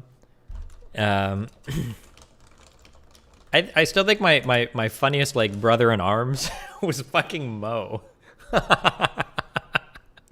I feel so bad for him. He like went down. It was like the wildfire scene in the fucking Game of Thrones, and my ship had blown up, and I was like falling into the ocean, and I saw him, and I was like, fellow F-slur user, we're sinking to the bottom of this alone. Let's go, or together. Let's go, buddy. And I dragged him down with me. We ate our 30-day bans, the bottom of the ocean, peacefully together.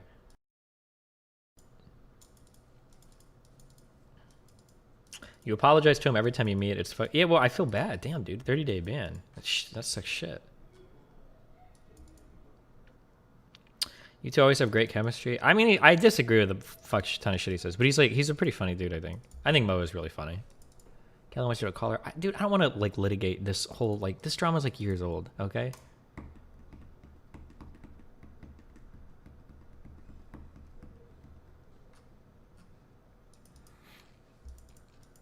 Was that great replacement guy a fellow F-slur in arms as well? That guy was crazy. We're past our F-slur days, okay? Or maybe I'm not, I guess. Maybe since I'm pan or bi or whatever. I don't know if I can say it. I don't want to test it. I don't need to be the first one to get banned for that. Is this why Miskiff was mad? I don't remember.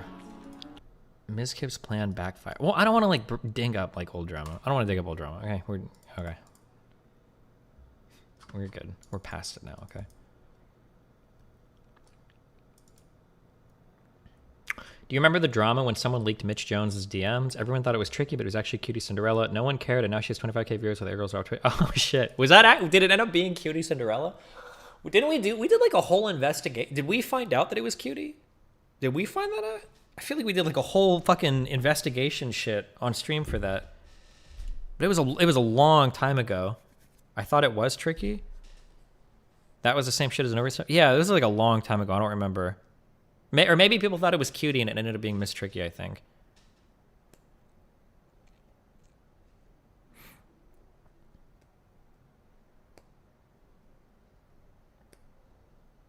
You came to the conclusion that it was Tricky, but it was Cutie. Cutie isn't in this drama. We thought it was Tricky plus Fawn.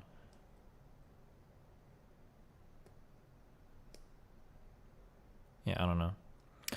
The reclaiming shit is so weird. Everyone tries to emulate the N-word reclamation, but it's always so cringe. Even when LGBT people use it, the F-slur is pretty true. Actually, unironically true. I think that some people try to... Here's the reality, okay? I think that the N-word is unique and it escapes all language convention. I don't think you can write any hard rules about the N-word and, like, try to, like... take that template and fit with anything else. I guess I can say it because I suck dick. Fuck it. I'm a bisexual dude or pansexual, whatever the fuck. If I was around like other gay people and they were dropping the F slur or called me the F slur, I'd be like, fuck you. What the fuck? Unless it's like a close friend. I'd be like, I don't like, that's not cool. I don't care that you're gay. I don't care that I'm bi. Like, that's just really fucking weird. The idea that like you can take back slurs, and to be clear, I never even hear gay people like drop the F slur that much unless they're with like straight friends and they're trying to be. Now there might be some gay people that do use the F slur a lot, but like in my personal experience, the only gay people that use the F slur a lot were gay people that would use it a lot around like their straight friends, which I don't know if that was like a form of like validation or what, but yeah, I don't know. All the people saying the F slur on Grindr and shit is so discomforting. The only people that have ever used the F slur on me on Grindr are if I say that like I'm uncomfortable meeting them to hook up. They'll call me a I don't know. I should be able to say it, but they'll call me like an F slur, and then they'll like start making fun of me, or they'll start like digging out at me. I'm like, bro, I'm not going to your fucking sex dungeon when we haven't even met for coffee. You're fucking insane, dude. What, are you crazy?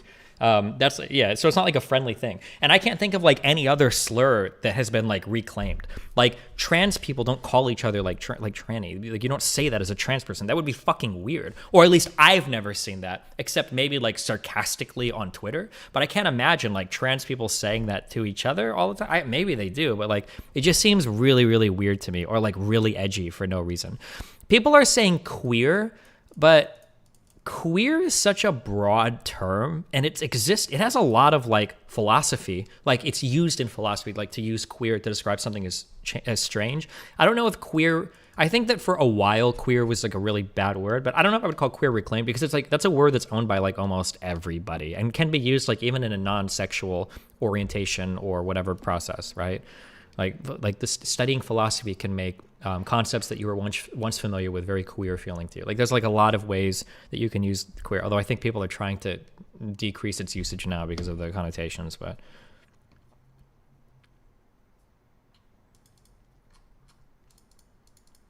growing up, queer equals gay. That was definitely true when I was a kid. Growing up, queer would be like used synonymously with gay for sure.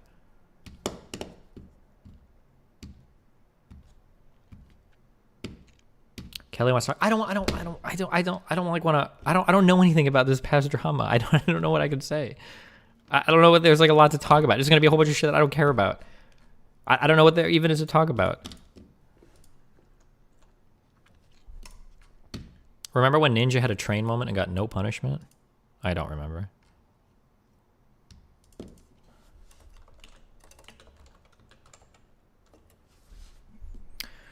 Why talking about shit you don't know then? Okay, here's the honest thing, Kelly. Here's what I'm worried about, okay? Right now, you and me are neutral. What I'm worried is that I'll be honest with you. I'm worried that we're going to have a conversation and you actually did exactly what I did, but you're going to say all the ways that you justify why you did what you did, and then I'm going to walk away actually feeling really bad about you, rather than right now where it's like, I don't really know what happened and maybe it wasn't a big deal. Because that's where I'm at right now in my brain. But if we have a conversation, you're like, well, you know, he was ignoring me, so I thought I could go over to his house, and, you know, he opened the door a little bit, and if you start doing some shit like this, I'm like, okay, you're actually insane. And then I'm going to be like, now I'm going to be upset. Okay? Why would we? But right now, everything's chill. Everything's cool. All right? What in the fuck is this? Why? The Last Duel, good or bad? Listen, okay? The Last Duel is an emotionally exhausting movie. If you can avoid being spoiled, do it. That is a holy shit. Okay? Damn. That's like, that movie was intense. Oh my god. Absolutely see it if you haven't seen it.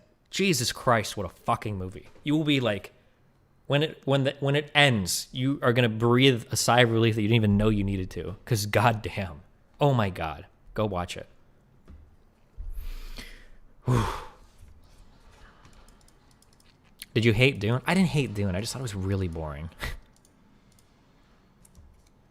New squat PR.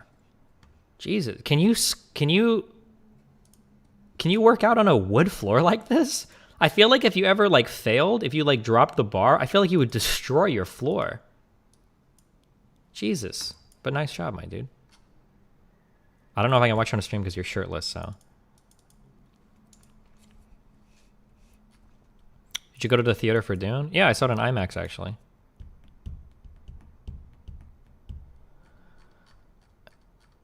Kelly Jane, Destiny, you literally just...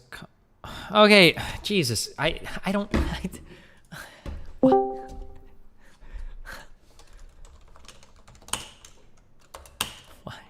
Why?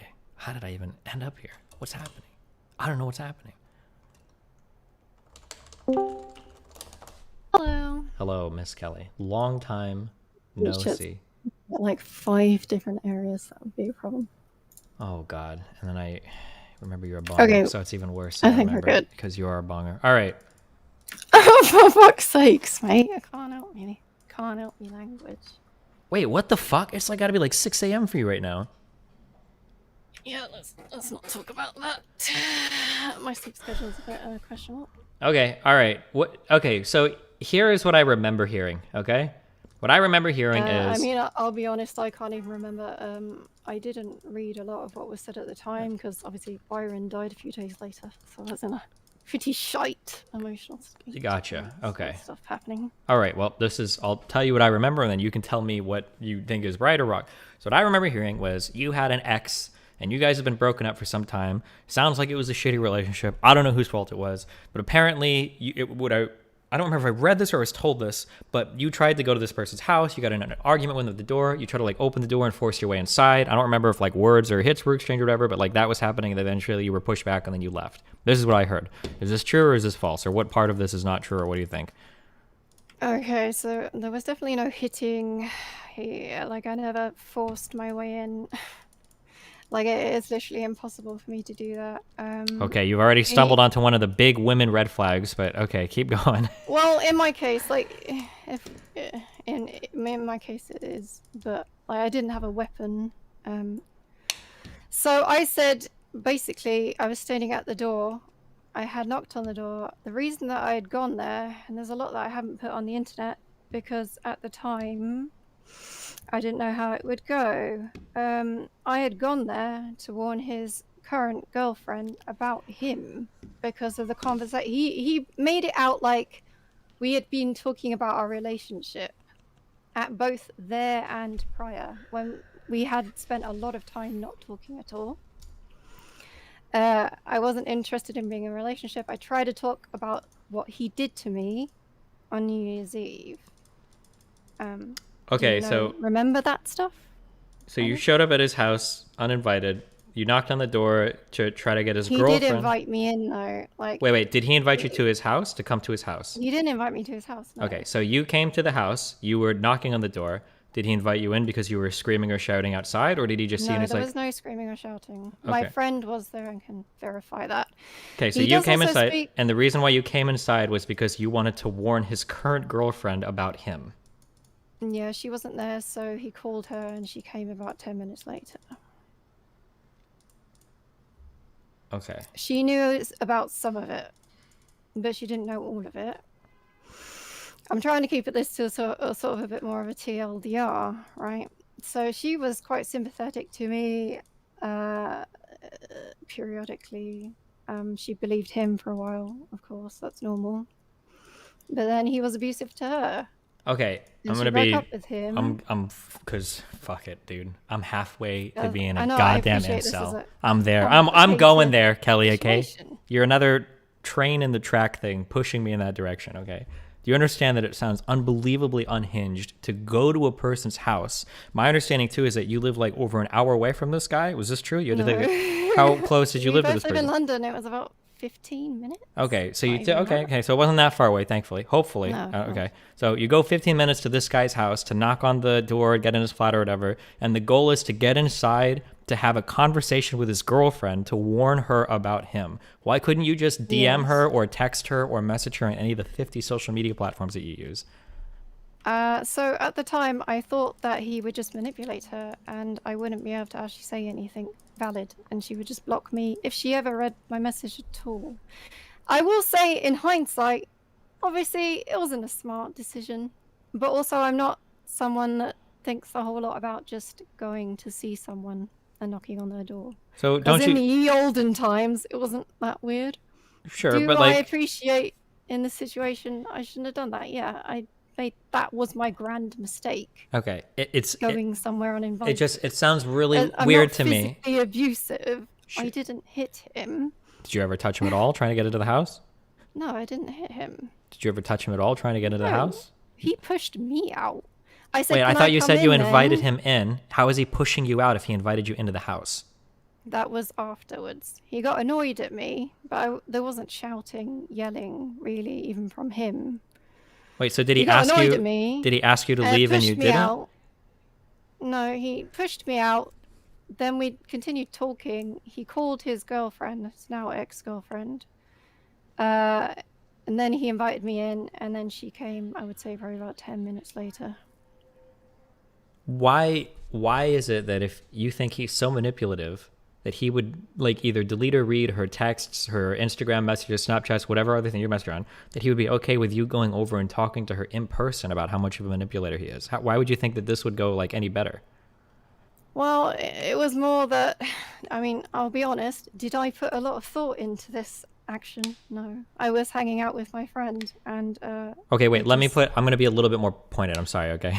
Again, remember, you're talking to an incel, okay? When I'm asking you these questions, I'm not asking you if you made a smart decision or not. I'm accusing you of lying. It feels to me like you're leaving out some part here. Because if you Which part do you think I'm lying I'm just about? saying that, like, let's say that I thought that there was a girl living with a guy, and that guy was insanely manipulative and abusive. And if I sent her any message or anything, I know this motherfucker is going to like delete the texts or read them. The idea that I would go to that person's house to have an in-person conversation with his girlfriend, thinking that it would go any better, is unfathomable to me. I don't think that would ever slip your mind because, like, he's so gonna. I didn't think he would delete or read her messages. I think he would just convince her that I'm crazy, because that's what he did to everybody else on the internet. He wrote things in a very specific way to make me seem like I was threatening. Like, he writes about my friend that he never actually met, by the way. He was maybe about 8 meters away, 10 meters away from his door, but not in a line of sight. He was in, it's like a fire escape, I guess. So he never met this friend. I mentioned when his girlfriend came that my friend was there waiting for me. I never even said his gender. And when he spoke to me about that later, he threatened him violently for reasons I don't know. If it had been a girl, he probably wouldn't have. I don't know. He said a lot of things when he was angry. Yeah. But sorry, what did you say? So much of this is so weird. So you went over to his house It is weird. to talk to his girlfriend. Wait, did she? Complicated. Okay. I feel like if somebody's abusive, I'd probably just not go there at all. I would probably avoid that person. That would be like the best thing to do. I had not accepted he was abusive at this point. I knew he was manipulative. Wait. I knew that he hurt me, and I was worried about her. I know that sounds weird, Okay, but I still am worried about other women that he would date because Sure, but like, why would she believe you if he's a manipulator? She's just going to think you're another crazy person. And you even I thought it reinforce that was- by showing up in person at his house uninvited to talk to her, to warn her about him. Like, if I had told a girlfriend, hey, there's this crazy manipulative girl, she's like, says a lot of insane shit, and then she unannouncedly like shows up at my apartment, I'd be like, yep, there she is. And I feel like my girlfriend would be like, yeah, wow, that is like pretty like forward. I mean, yeah, as I say, it clearly in hindsight, it wasn't the best decision. But at the time, I was in a bit of an emotional state. I guess I thought that was the best option. Despite it being a strange situation, she was actually pretty receptive to the way I was talking to her, at least at the time. And I left feeling like at least I tried. But unfortunately, she had to find out the hard way herself, what he was like. How long had you guys been not dating? So we were on and off for a long time. I had never said I wanted to get back together, but he had in 2019. I had said no because he had a habit of sleeping with people and not telling me, unprotected, so that was unpleasant. When we had been seeing each other in 2020, like, I wasn't in love with this guy. I wasn't begging to get him back. He wrote things in a way that makes it seem that way, but then never actually provided any evidence for it, because it's a very easy way to make a woman look insane. In the times that I did see him after that New Year's Eve, we never had sex, ever. And Sure. he tried to once and really upset me, and he even told his ex about that. When I'd explicitly say, I just want to try and be friends and get past what happened at New Year's Eve. I know it sounds strange, but I've never said it was rape. No, sure. I'm not talking about any of that. Yeah. I'm curious, how long had you not been dating for you to go to his house and warn his current girlfriend that he wasn't abusive but manipulative? Because, like, are you do you like keep tabs on every single girl that he dates? Are you always gonna show up at his house, or like, That just No, seems. obviously not anymore. This was what I felt I should do at the time. I can't do anything beyond what I did. And obviously it didn't go as well as I hoped, but that's hindsight for you. You know, the main reason why I think the driving force at the time was I wanted to actually see the best in him, not the worst. And I hoped that if I did intervene, then I wouldn't have ever had to make a public statement in the first place. I don't know if that makes sense. Not even remotely, but okay. Well, I never wanted to villainize him. I didn't speak to him. How is it not for 2 villainizing him months. to show up at his house to warn his current girlfriend that he's a manipulator?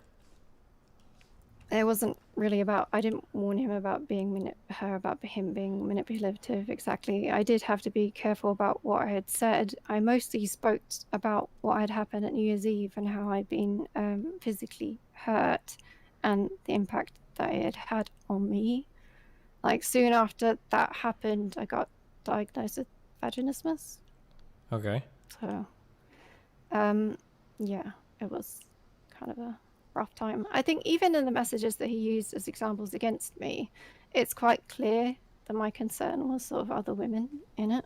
And it's, I don't know, it's just one of those, it's just a very complicated situation. I appreciate that I made it more complex. Okay.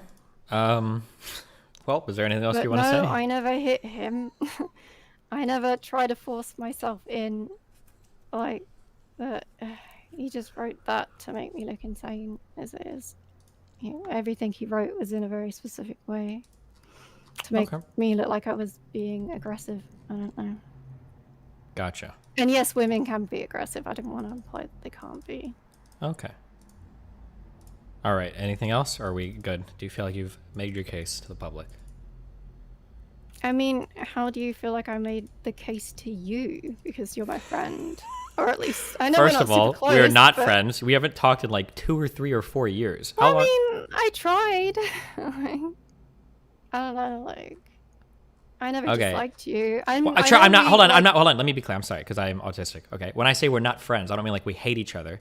I'm just saying that like the last time you really talked to me was, I'm scrolling up in our Discord, July 2nd, 2017. It's like, No, we didn't used to talk on Discord, really. We used to talk on Skype and etc. But sure, but Skype, I haven't used Skype for like 5 so years, you right? started talking less to me. We had like, I don't know, banter back and forth in the chat, and you told me to kill myself. Okay, well, I say can't that to a lot of remember people, okay? why. I don't remember. Yeah, no, There was you a different started time. ignoring me more after that. So I Okay, was like, oh, gotcha. okay. Sorry. Okay, well, that was it a different wasn't like time. anything a big deal. But Sure. like I've never had a negative like opinion of you. I know Okay, we yeah. haven't spoken as much, but I haven't spoken as much too. Gotcha. A lot of Okay. people. So All right. I had a pretty rough year. Well, I'm this year or many years ago? I say year as in since it's been about a year and a bit since all that Oh. happened, right? It was like July last year. Gotcha. Okay. All right. Well, are we good? Yeah, well, are you good with me? Do you think I'm full of bullshit? Because if you end this call and you're like, oh, see, she's full of a sack of shit, like, yeah, that's gonna suck. Listen, we're chill. I'm not the guy. Your story is like, there's like 27 different red flags. I don't care that much. Okay, Oh, come on. you've made your. It's complicated, and I said I made mistakes, but I'm not like abusive. Okay, here's my feeling, okay? And by the way, it's just total bullshit. Yeah. So my feeling is there was some weird back and forth shit going on with you guys. I don't know if you either still really liked him, or if you fucking hated him, or if you hated and liked him and were upset that he was getting together with another girl. So you went to his house to accomplish one of two things, or maybe both simultaneously. One was to fuck with a new relationship and make sure that you knew you were going to fuck with his relationship by talking to his current girlfriend and showing up at his house, bringing a friend to make sure that you got an audience to do so. Or two, it was to show up and fuck with it to maybe break them up or do some shit, or to show him, or to try to elicit some response from him because you wanted that attention or reaction. That's what it felt like to me. I can't think of any other reasonable way why you would go to that person's house other than to like try to elicit a response from them or to fuck with them and then get some kind of like satisfaction out of doing that. That's what it felt like to me. But Do you think I'm the kind of person that would fuck with someone? I mean, I can see the trying to break the relationship part one, but I don't think I'm like malevolent. So the thing is that, and this is my own PTSD, okay? I fully admit it. I'm emotional, okay? I admit it, okay? I mean, same, clearly. Had a lot of experience both in a third party and a first party where women seem like they can show up to places and demand an audience. So that might take the form of, I remember there was this one girl that was like fighting with this one guy in our college dorms, and she would show up at night and just pound and scream outside until he would come out. And then I've seen women that will go to doors and they will pound and pound and pound. It's like, open up, come on, open up. And as soon as the door is open, they'll try to force themselves in because I'm just a little girl. No one is ever going to think I'm doing blah, blah, blah. And they'll keep doing that until they can get in and have a conversation. That's so... Yeah, I don't know. I've seen that happen a lot, but even in his statement, he said he invited me in, and the conversation was fine, which I'm surprised he admitted to, but he did write that for whatever reason. Okay. There was no pounding on the door. He didn't write that, as far as I'm aware either. I understand where you're coming from. Literally, the only reason why my friend was with me is because I was already with him at the time, and when I was telling him of my concerns, he was like, "Oh, I better come with you then." But he did stay out. He never interacted with them at all. sure. I mean, like that might be the case, but like at this point, you make him sound so reasonable. It's just the problem is that like I have to buy into a couple of really extreme statements. Like when you talk about him this way, he sounds like he's kind of a reasonable person. The other way that you present him though is that he's so unbelievably malicious and manipulative that you can't text this person on any platform. When you tell me that you have to go to somebody's house, in my mind, you're one step away from bringing a cop with you. Like if it's so bad that you need to go physically to somebody's house in a day and age where we like text more than we even see each other in person, that's a really bad scenario. But then when you're describing it, it's like, oh, I knocked on the door, he let me in, I told his girlfriend that he was an evil, manipulative, maybe abusive person, and everything was chill. I didn't say that, but okay, that's what it sounded like. You said that you were going there to warn her. I did go over to warn her, but I was being careful in the way I warned her. If I went out with 100% of everything that I felt, then no, he wouldn't have tolerated my existence, would he? So it's okay. I did have to be careful about what I said, but I tried. Well, what my primary concern was just talking about what happened at New Year's Eve. Gotcha. Just for clarification, I was too high to consent to sex. Said no anyway. Got hurt. That's TLDR. Anyway. Okay. So that's mostly. It's the only thing I tried to talk to him about as well. And I tried to talk to him about this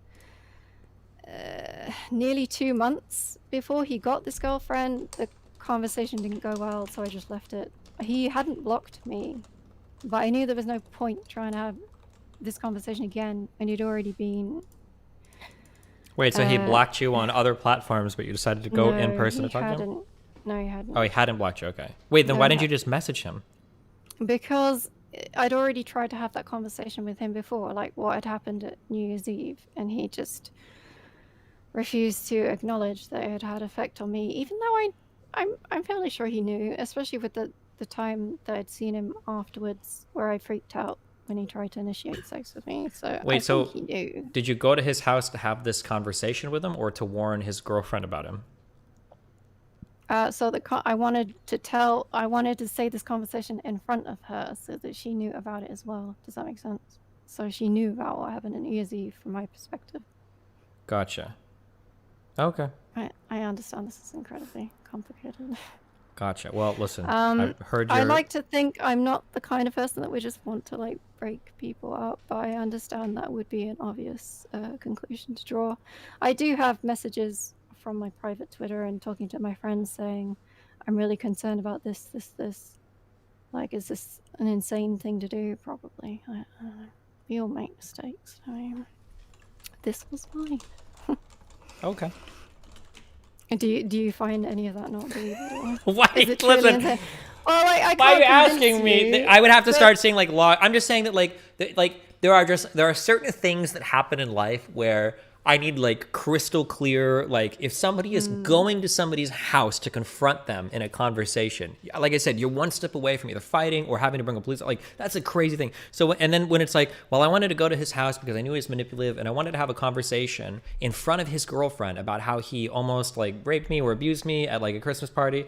Like this is just a lot. That's a lot. There's a lot of stuff here. But it could be the case Yeah. that everything you're saying, maybe you even have like the supplementary messages to make sense of everything. Maybe it is all true, or maybe it's not 100% true, but for the most part it's right. It's like, but I don't know. But this is also like a year ago, and this isn't my drama at all, so I don't have like any stake in this whatsoever. So I know, I appreciate that, but you are the one that mentioned it, and this is your fault.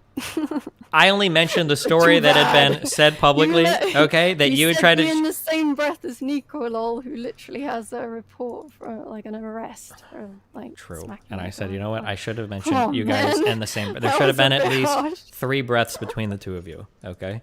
Like I don't mind you having an opinion on it. I think as someone, even if you don't see me as a friend now, someone that was a friend that you have contact with. Okay, I think Probably that Nico, whatever maybe happened, should have been Nico Lol is on a worse tier than you, okay? There you go. Sure, At least okay. 2 worse tiers, all right? Thanks. Okay? I've literally never hit someone in my life. Okay, that's good. I'm proud of you. Okay, are we good? I can tell when you're unconvinced. Like Well, I mean, like, it's just, appreciate- what am I supposed to say? Well, like I appreciate it's really difficult because it's like a dearth of information. Sure. But what I can say is, she did break up with him 2 months later, publicly called him abusive. I did thank you the tweet of her saying that, and I eventually, when I was feeling a bit better, did make a police report. It wasn't to, make a formal proceeding because there's no point unless, like, I don't even. Not months you later, need yeah, I understand. such strong evidence, right? But it's more Okay. just so it's there. Can I give you a piece of advice when you're trying to, like, deal with situations like this in the future?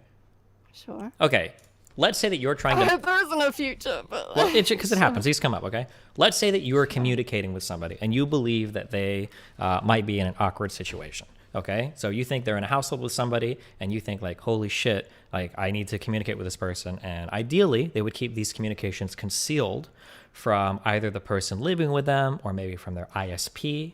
A really good suggestion would be to tell them that if they go to surfshark.deal/destiny, they can download a VPN that will work across There's all such a their thing. devices. They can get an IP address from any country they want. Their traffic won't be monitored by their ISP or from the people living in their house. I super recommend it. Surfshark.deal/destiny. They get 3 months off, 83% discount. Recommend it to them. Super secure connection. You're literally the worst. Absolutely try it, okay?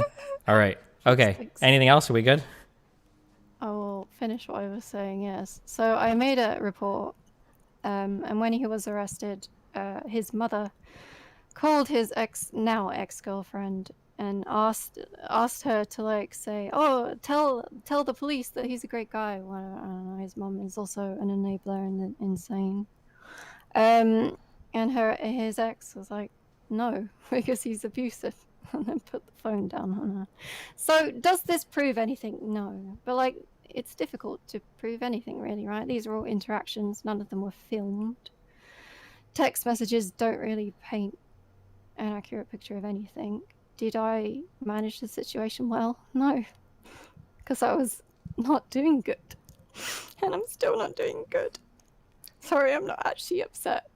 It's just hard to talk about. Yeah, I understand. Especially if it's like a situation that's been public and private and everything's gotten blown up or whatever. Yeah, I'm fine, I promise. But I do actually appreciate you talking to me. Please do that in the future. Yeah, no problem. anything I'll reach out else to you before if crazy I have like a conversation or if I up. bring you up or whatever. Okay? Yeah, especially if it's something of this nature. Gotcha. I think it's probably worthwhile doing that with anyone if they are friendly with you, at least. These types of things in general are very hard on people. Yeah, definitely. I understand. And I also appreciate it was mentally probably hard on him too. And I definitely didn't want him to do anything stupid. I didn't message any of our mutual friends about it at all. I never contacted any of the places he worked. I never tried to get him, like, cancelled. Like, that's also something I think he said I was messaging people. It just wasn't true. Mm-hmm. Not that stuff really matters. It's the after effects anyway. But I don't want anything bad to happen to people. I just want these sort of mistakes to stop happening because they have such a long-term effect on the people that it happens to. Yeah, for sure. I understand. I know you probably doubt that I am that, like, what's the word? genuine in my intentions. Well, I mean, hey, 'Cause even I if appreciate I a mean, lot of people aren't. It's like, yeah, sure. I mean, listen, even if you have made mistakes in the past, whatever, which I don't know because I don't know you personally well enough to know if you have because we haven't talked really in like 4 years. But even if like people do fuck up, like there are still like horrible things that can happen to you, and there are still negative effects that like can linger for a long time. So, and none of that is okay or acceptable if you even if you have made mistakes, or like other people can still be abusive or traumatic as well. So, I mean, I totally like I have no reason to doubt anything you're saying. I don't think that you're lying about like any past experiences, or at least I don't have any reason to believe you are. Even if I like might doubt like That's why fine. you went to I also, work on I just want to say something. I don't need people to believe me. Mhm. Benefit of the doubt is enough. Like, And ideally, nobody was in the room. Nobody was in the room when it happened, so I appreciate it's impossible to be able to really know. In both situations, both on New Year's Eve and when I went to his house, like, there is my word versus his. Mhm. And I just appreciate not being thought of as abusive, physically or otherwise, or a liar, or, you know. Sure. Yeah, I understand. I can That's about, appreciate and it. I think, yeah, it's the case for most people. Sorry if your chat is just raging at this. Don't worry about it. They rage at everything. Ugh. Anyway, I'm fine. It's just, yeah. Thank you for talking to me. Yeah, no problem. Anytime. Okay. Okay. Bye-bye. Have fun. Good night. Go to sleep because it's like fucking 7 a.m. Okay. You're gonna have Big Ben is gonna be screaming in the background at you if you're not No, I sleeping have soon. a sleep schedule, mate. All right. Good luck. Have fun. Unlucky. Bye. Good night. Okay. Okay. We got to do something different on the stream. Okay. We're becoming MRAs or something horrible here. Okay.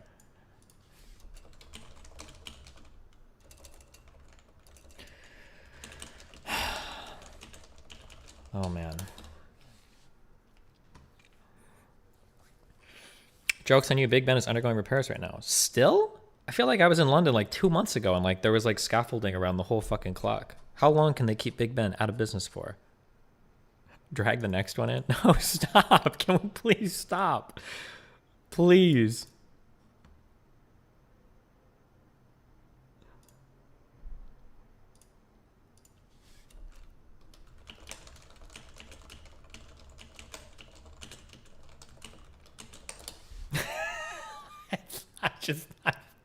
I just want to play League of Legends. Oh man. How many Surfshark shoutouts left? I need 4 more, I think, for the month because I got banned for a week and I don't think I'd done any. And I need 2 per week for a month and I hadn't done any, but I've got 4 now, so I need 4 more. So, oh, I've got so much time. I need like 1 per day and we're good.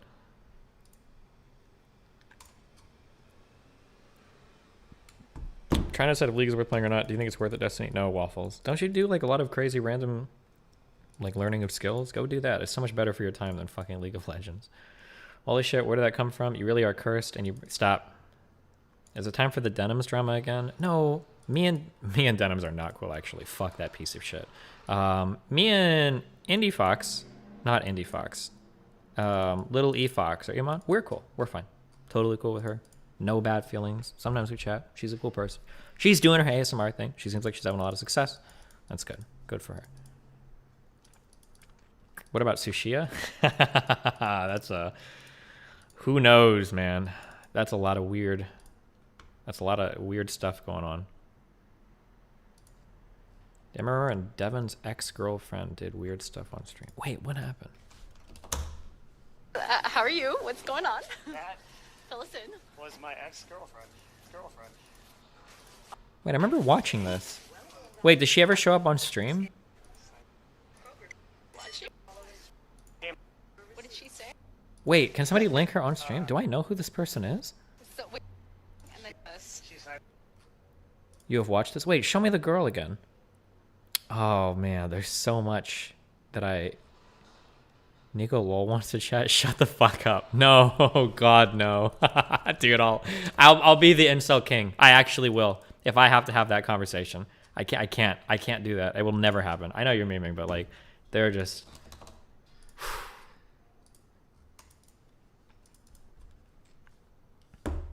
What was it like? $5 million apartment reveal. Whatever you say, boomer. Oh man.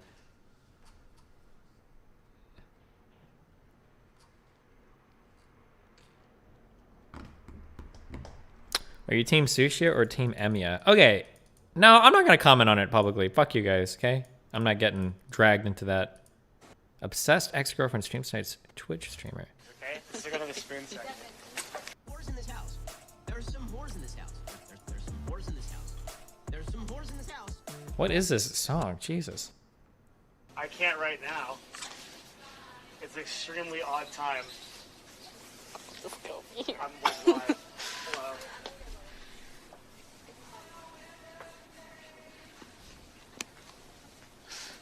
Yeah. Hi. hold on a second. Yeah.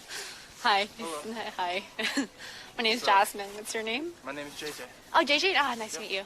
This Twitch chat. Yeah. Where's the girl? Yeah. Does she ever, does this girl ever show up? Is this the same person you had dinner with? Wait, dinner with who?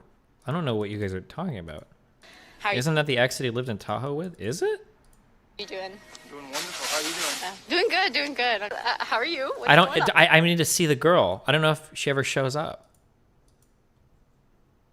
It says ex from Seattle. Oh, because he dated like, was it a Mexican girl or some Hispanic girl in Seattle? I'm trying to remember. Because she showed up in the D&D stuff sometimes. I think she was on the camera. I don't know if that was on stream or not. She was Cuban. Asian girl. Vietnamese. Filipino. Jesus Christ. Okay, so.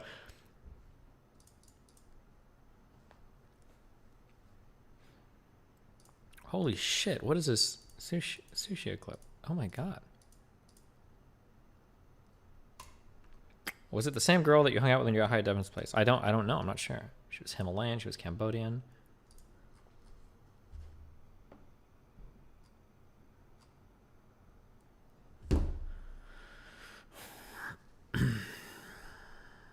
You were listed on the personal life on Nico Lol's wiki page. Wait, for what? Personal life?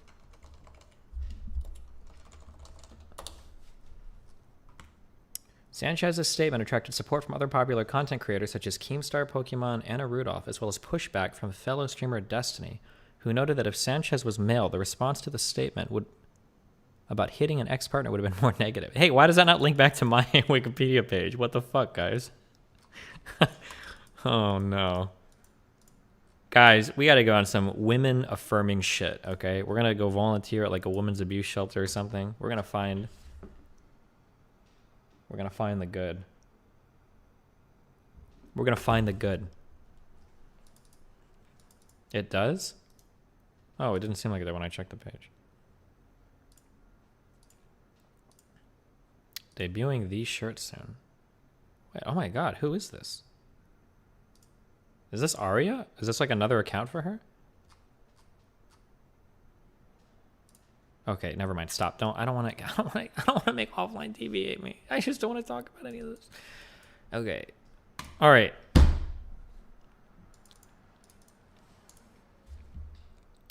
Okay. Anything else? Are we good? Are we caught up? You need to talk to Silly Serious more? We do whenever there's like... She always says like when I do certain philosophy things, she's like, oh, I need to talk to you about that because you're wrong on this. I was like, yeah, whenever you want to chat. But then like we never end up being... we never end up like chatting about anything. So it's like, oh, okay.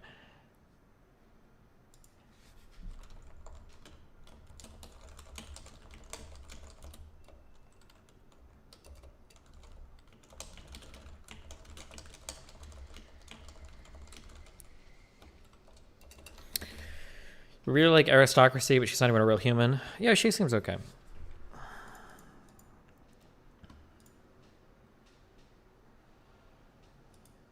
Are you a Homer? A Homer?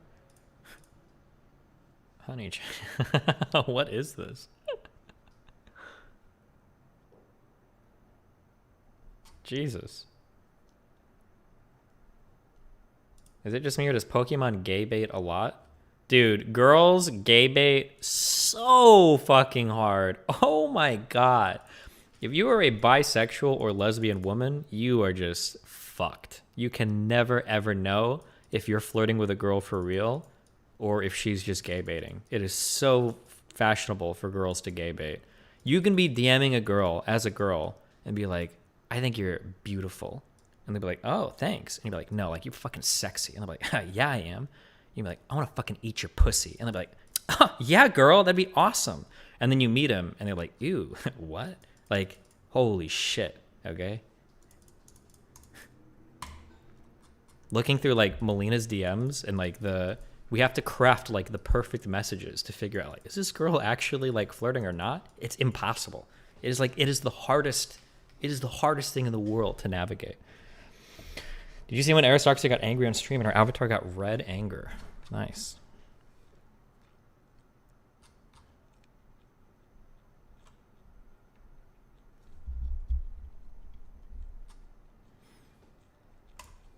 Okay, let's catch up on Dono. Sorry. Thank you, Steven! Sucks you gotta go through this. I'd be Donizo. Fucking dubstep. Can you please bring... Thanks for making my wage check job bearable with your YouTube channel. Stay Because safe I'm putting and sane. 100%. Drink water and God bless Augustin.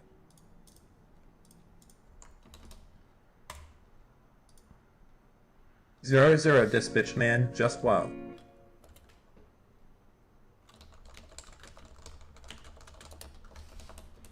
What happened to that sick leather jacket? Stop I don't stuffing your know. fat I left it in an fucking event mouth. somewhere and somebody took it and I never saw it again. Okay. Alert, alert, alert. Pepe just won. Alert.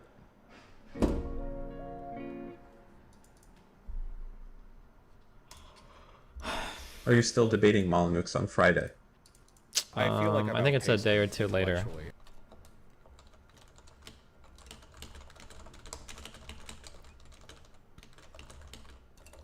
Stop Squad stuffing your fucking fat W. fucking mouth.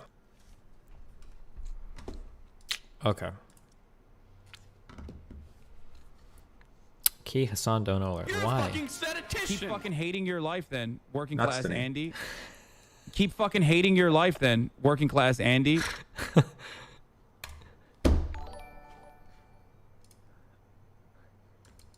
I can't. I'm not gonna make it my Howdy, Dono Steven. sound. People say I'm obsessed, even if that is a good Dono sound. Jesus.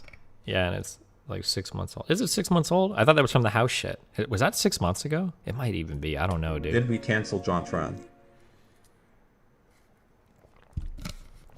No, the house shit was like 2 months ago. I remember because I posted about it in the Netherlands, and then I did feel like meth. I've outpaced him intellectually. And it was like 2 days later I realized people were super mad. Do you feel that you kind of expect everyone to be perfectly rational beings or else they're lying? Thank you, Steven. No.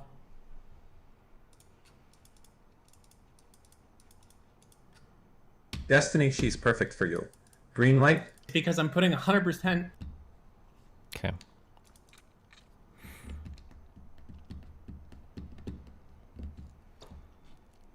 Shut the At fuck every up, day I dude, get alright? more It's and a more stupid black-pilled fucking about game. relationships. Why do these overlap, Crane and Mr. Capt Pepe or whatever? So much content today. Yeah, so much something today. What is this? Suzaku Crazy XGF breaks into your house ASMR. What is this? Play Juice Galaxy. I don't know if I can listen to this on streamer, but this is did a sublink it? Oh, it sublinked it.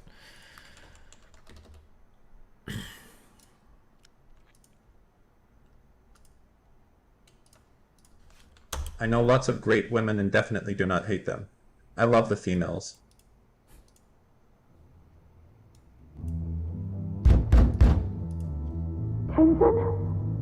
Tenzin, 'tis I!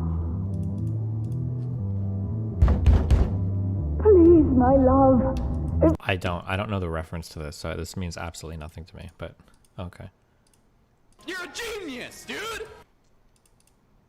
The British haven't been able to tell time and you're so sad. Oh no. I don't know if I care about Crowd's Chomsky hit piece. I don't know if I want to listen. It's 40 minutes. Okay. Because only Damn. Oh, this got posted to a lot of places. Don't believe women grub W. I feel like I've outpaced him intellectually. Maybe we'll listen to it, okay? Cam placement. Oh. Not Fucking statistician.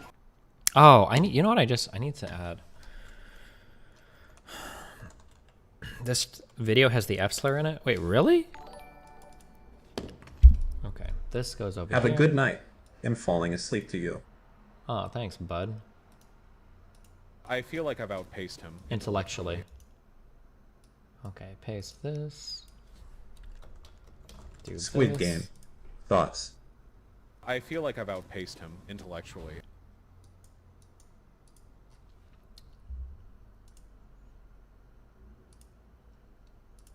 Because I'm putting 100%. Next time you have a battle, I'll maybe press him on his anti-vax and trans shit instead of red pill bullshit. JonTron is never gonna talk to me again. You guys are insane if you think that's gonna happen. There's zero chance of that ever happening. Sexuality. Return to mitosis. True. Fucking dubstep.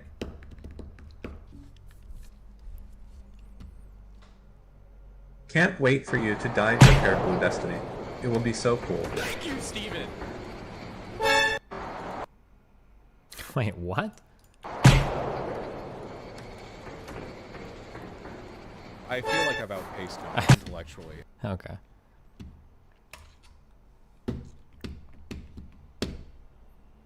Weren't the people that died white? Well, it's almost like there's racism in the system, or a system of racism. Oh yeah, all the victims were. God, don't link Bad Bunny takes. She's so stupid. Attention, calling all Pepes post Pepe. Identify yourself as a member of NAMBLA. They were all arrested. He wins. Do you ever feel like an NPC in like someone else's life?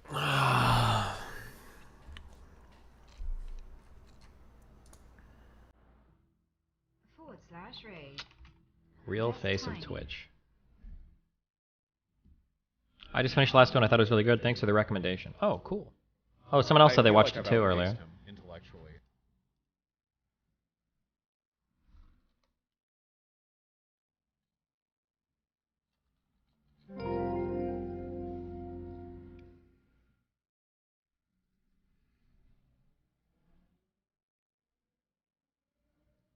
You're a fucking statistician.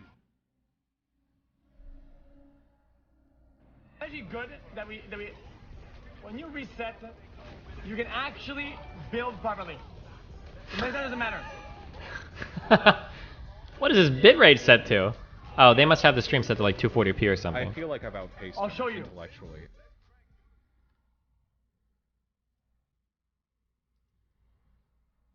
No? It's 1080p? Really? Is it just the game messes it up that hard? Fucking dubstep.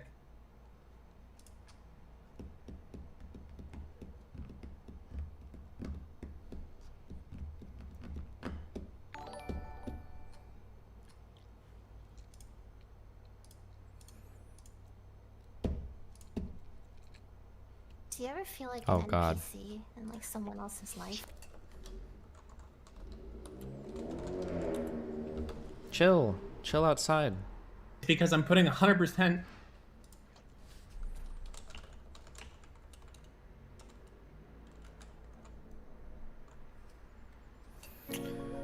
He keeps winning.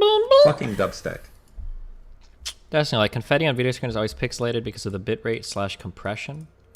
Kind of.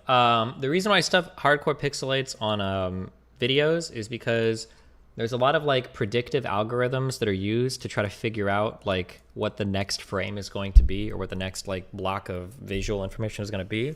And when it's very random shit that's hard to predict, then you end up needing way more bandwidth to chew through images of like that complexity.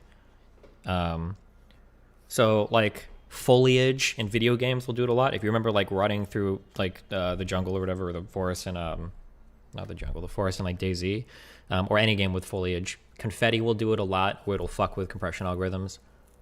But if you're like in a relatively static image, so like, which one is camera? This. So like an image like this, I could do it technically a lot less bandwidth because like the background isn't really moving a lot. There's just me moving. I'm not like moving too much. It's not super random or crazy.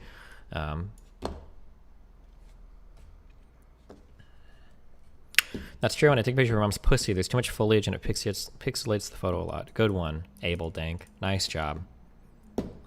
Did you watch the Tom Scott video on this? Yeah, I think he's got one with like confetti or whatever. But everybody should know this if you're a video game streamer, because you'll know that like certain things will make your like call for way more bandwidth if you stream them versus other things.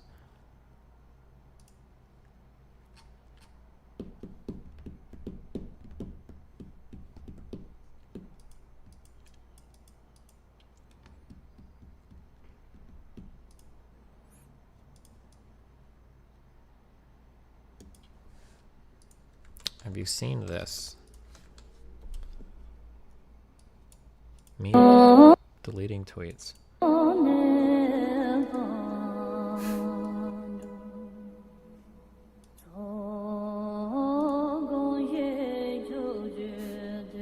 True.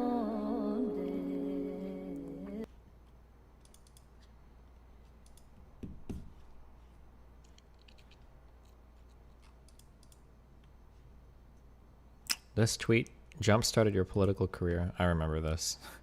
I'll debate with you if you want. No harm in it. Man, my Omni Destiny account was verified. I have a good news, maybe. A good news. A piece of good news. Just a crumb of good news. So I keep telling my TikTok guy to like randomly appeal my account. So we finally got a more specific reason why my TikTok account got banned. And the reason why it got banned is because somebody reported it, I think, for impersonation. So my account was banned for impersonating Destiny. So I'm hoping now that if I send an email, or I sent an email from my verified account saying like, hey, this is me, or whatever, maybe I could like get unbanned, that maybe we can get the account back. Oh God. Why do you keep deleting tweets off your old OmniLiberal account? I don't know what you're talking about. I don't have a Twitter account.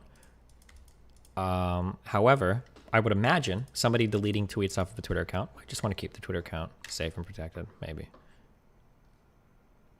The top clip is funny on LSF. What is this? Nick and Melina reenacting their first meeting. Are you level 30 yet? No. How are you level 16? I'm level 18. Are you level 30 yet?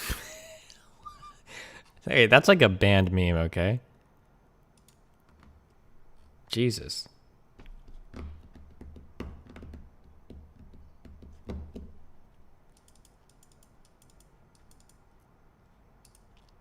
You're missing good memes.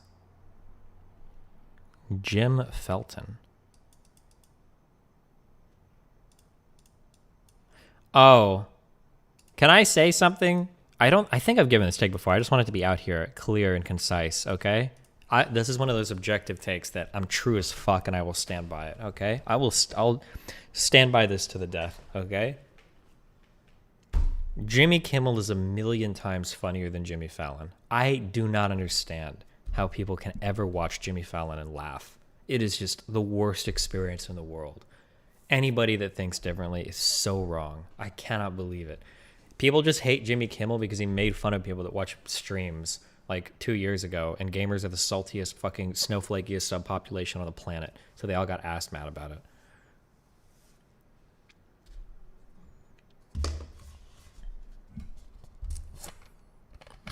Also, nobody got fucked in showbiz as hard as Conan O'Brien. I don't know if anybody did.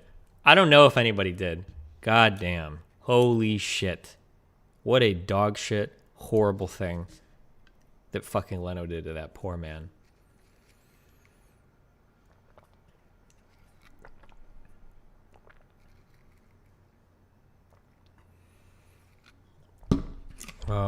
What happened? Honestly, I don't even remember. I think it was like, I think Leno, this is my recollection, so I might be totally wrong on this. I think Leno basically said, this is it. I'm graduating from The Tonight Show. We're handing it over to Conan O'Brien. Now, being promoted to like The Tonight Show, this is like, you made it. You're basically a god at this point. This is like when Jesus like goes to the underworld and brings people up to heaven, or people would directly assume. It's called an assumption in a biblical sense. When somebody they die and they go right to heaven, okay? Conan O'Brien was pumped. Everybody was congratulating him. He was excited to move. Everybody was excited. All the Conan fans were, all the new fans, like, man, Conan is edgy. Can he do, late night? Or not late night, The Tonight Show. Not late night, but The Tonight Show. Not that late, okay? He's in that prime time slot. And then I think Leno, like, rolled over in bed, and he was like, you know what? Actually, I kind of just want to keep doing it. Fuck that shit. I'm just going to keep being on The Tonight Show. And, yeah, Conan O'Brien just got totally fucked. Is this an accurate recollection of what happened? I think that was more or less like...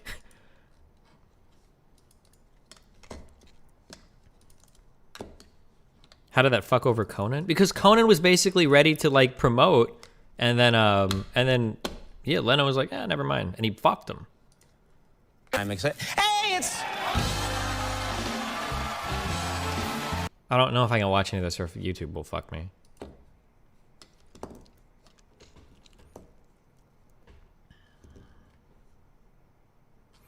On that note, do you have any tips for negotiating salaries? I don't know. Always aim high. I can't give you any tips because I'm out of that industry. I can give you things that I would do, but you and me, we're not the same. All right.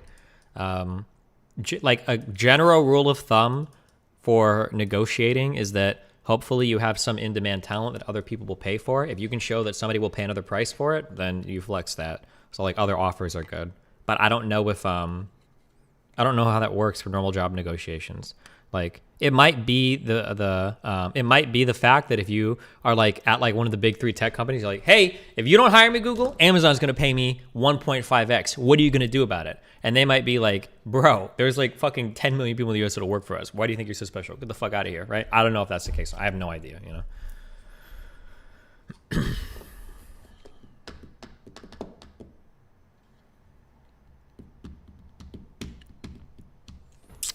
Destiny, how can you tell if someone is lying to you?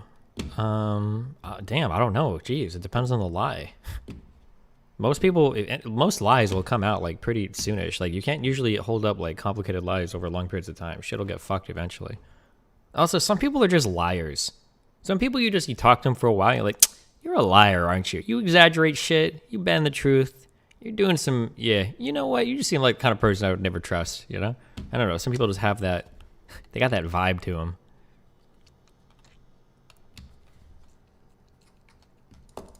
I don't think that liars are necessarily bad people, though.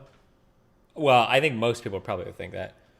But, I don't know. Some people, because people lie for different reasons. If somebody's lying to, like, protect their ego or lying to, like, I don't give a fuck. I don't care. If you're lying to fuck me over, that's a bad thing. But people can truthfully fuck you over, so, yeah, I don't know. I don't give a fuck. The only problem when people are lying to you is if they're trying to, like, outmaneuver you on some deal or whatever. But, like, I think that if you're, like, for all of your relationships, there should be some form of leverage anyway. So, it should never be the case. It should never be the case that somebody lying to you will fuck you over, because you should always have the appropriate leverage such that if they try to fuck you over, you could fuck them over anyway, I think. That would be like my approach to it. Do you think doctor-assisted suicide is acceptable? Probably, yeah, but it gets really complicated when you get outside of like the boring, like, you're old and dying of cancer, of course, right?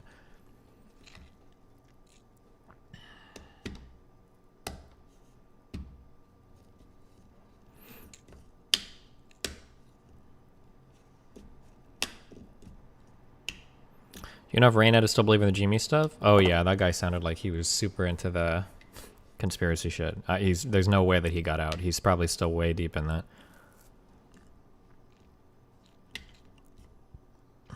What rank are you in League right now? I think we're Plat 2. We just kind of bounce around.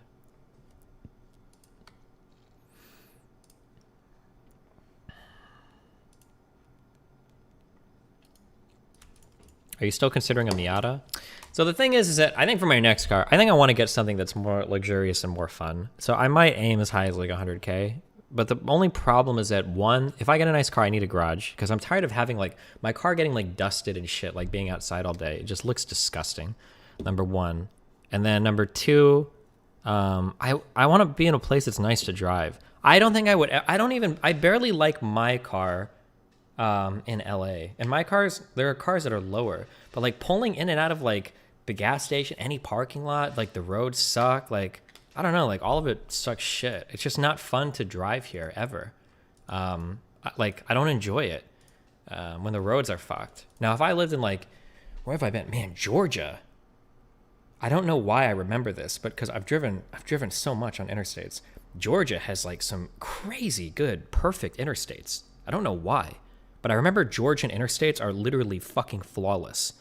I think out in Arizona, their interstates are really nice too. Like perfect, I think. Arizona, Utah, I think that area. Driving from Omaha to LA and then driving from Omaha to Miami, everything in the Midwest sucks. But when you start to get south enough, like when you get out of like Tennessee and you're into like northern Florida, the whole turnpike is really nice. Yeah. I don't know. I think, yeah, so like having a nice car would be cool, but there's got to be like nice roads, I think. Yeah.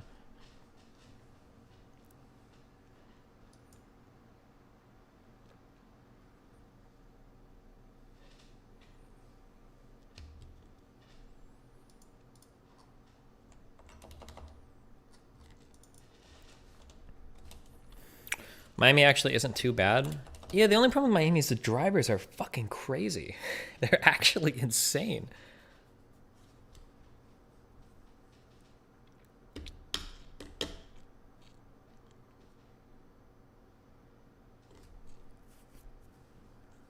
A great reason to move out of the US, you can experience a god-tier European roads in your daily life. True, but also all the speed limits in Europe are like fucking 40 kilometers an hour max on every fucking road. Okay, unless you're like in fucking Germany and you're outside of a city. Fuck that shit.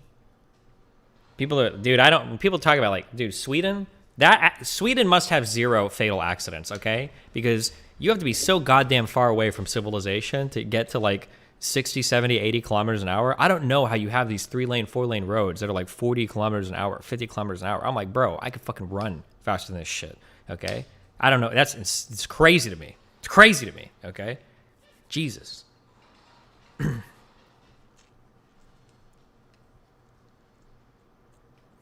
Aren't like distances better? Less need to drive for that much longer other than trips between cities? Well, like having fun cars, honest to God, if you have a fun car, it's generally more fun to drive in cities than on the interstate because like who cares if you could like drive 180 miles per hour on the freeway? Like, okay, and like you could do that in like a fucking Civic, right? I don't know what the I don't know what the governors are on these cars, but like anybody could go fast if you just floor it in your overdrive gear. You just sit there for a while, right? The more fun thing is like a lot of turning and steering, which you do in cities, and then like stop and go, which is in cities. Or I guess if you're in like a crazy country, like in New Zealand or in Hawaii, in Maui, I guess, where you've got like crazy curvy roads. Although in Maui, if you fuck up, you die. In New Zealand, you're probably not going to die. I guess if you've got like really curvy interstates, they can be fun. I think in Great Britain, there's a lot of that kind of driving too, right? In the United States, there's not as much like fun freeways to drive on. Like usually they're all straight lines. Can we talk about how shit drivers in Cali are? Jesus fucking Christ, at least down here in San Diego. I can't speak to San Diego, but like I like driving in in LA and in New York. I enjoy driving with aggressive drivers because I think that they're respectful and predictable. This is like, I don't know if everybody else has this feeling, but like, this is how I feel.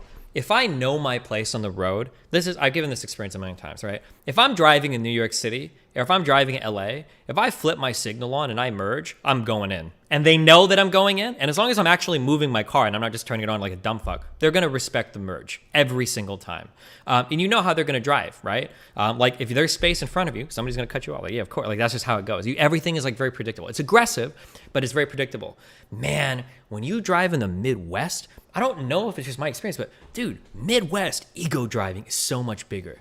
Every time a turn signal goes up, you fucking throw one down. It's a challenge, dude. You turn that signal up and that Chevy Silverado behind you is like, goddamn motherfucker, you think you're coming into my life? And they'll fucking gas it. It's like, bro, I'm already half merged. What the fuck is wrong with you? Are you fucking serious right now? Like, people are ready to die for their lane. In like, when I've driven the most in like Omaha,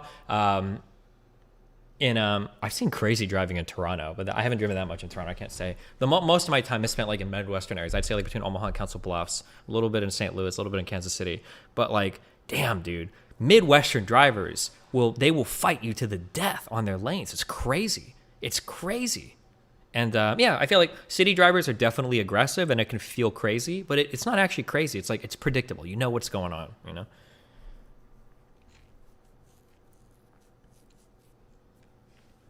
Thoughts on Montreal drivers? I don't know. I was very confused in Montreal because in downtown Montreal, I'm either dumb and couldn't see anything and I should have worn my glass or what. I don't think there were any lines on the road anywhere.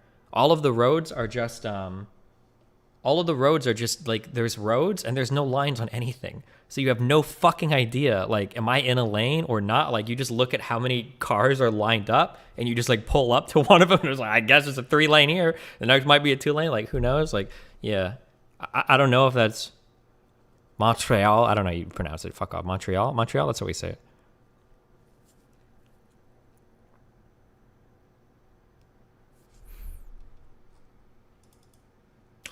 It's not just merging. If they feel you're going too fast, they will slow the fuck down and hold you up. Slow down more and more up to a light, but only to gun it through a fucking red flick to stop you. Oh, maybe.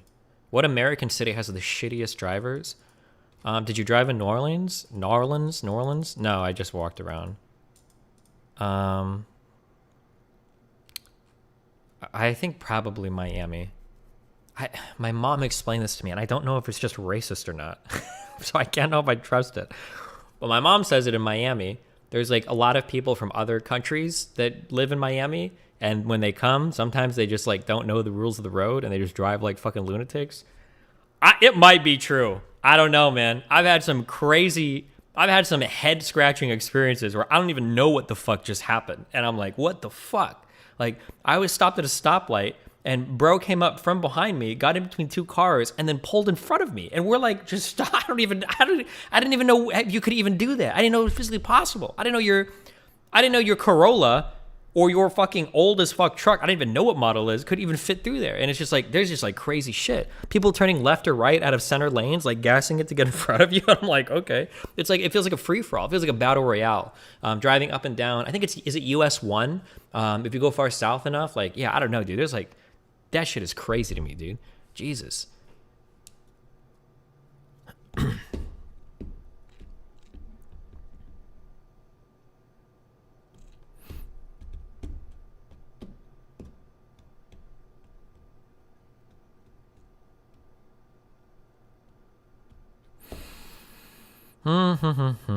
According to this, the worst drivers are in Iowa, presumably Cedar Rapids. What was the last manual car you've driven? My car right now is a Focus RS. I really like manual cars. I think for the next one, though, I might break down and get an automatic. They just are, fuck. I feel like if you enjoy driving, automatics are just so boring. But like the gas mileage is better. And if I get like, I feel like if I get like a truly fast car, if I get like a pretty based car, if I have like a 12-second, like, you know, quarter mile or some shit, am I really going to put like the gearbox between me and the drivetrain because I enjoy it and I'm like cucking myself out of like 2 seconds on my quarter mile time? Or am I losing like a second on my, you know, 0 to 60 because I'm never going to outshit the fucking computer? I don't know. It's hard to, it would feel stupid to get like an R8 or GT. I don't even know if these have manual gearboxes, by the way, to get like a really nice, really fast, really well-built car. And then to put something like that between me and the drivetrain just seems stupid. But I don't know. Maybe. I don't know. We'll see. Do you not like paddle shifters? I hate paddles. It feels so bad.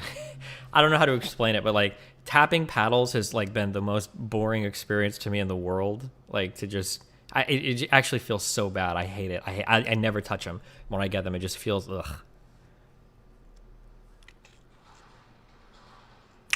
Moving to WA would give you an eye-opening experience for the actual morons who end up creating backed-up traffic due to rain falling on the ground. Truly stupid fucks here. Oh, maybe Melina really wants to be like in a beachy area though, and I don't. Can you ever swim in Seattle in the summer? Can you? Maybe for a month or two. I don't know.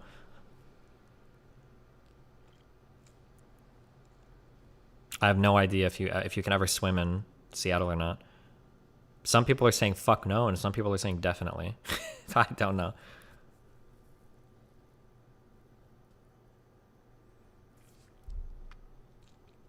What's the functional difference between auto and manual when it comes to, say, a drag race time, a second, a tenth of a second?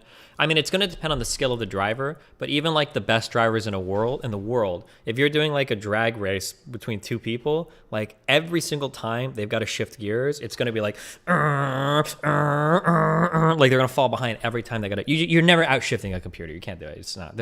Like there was a time 15 or 20 years ago where you could do it, but these days the automatic transmissions are so fucking good. They're so fast and they're really, really, really good. You're just not going to be able to do it.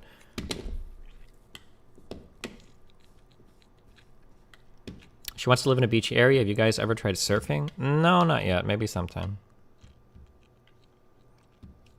Are you looking for speed and lap times or fun and speed? I don't even know yet. Dude, this is a way off. I don't even know. I mean, it rains 11 months out of the year in Seattle, so no. Oh. Did Destiny cover the Ben Burgess Kirk debate? Nope, not yet. Surfing in Florida sucks balls. I'm sorry.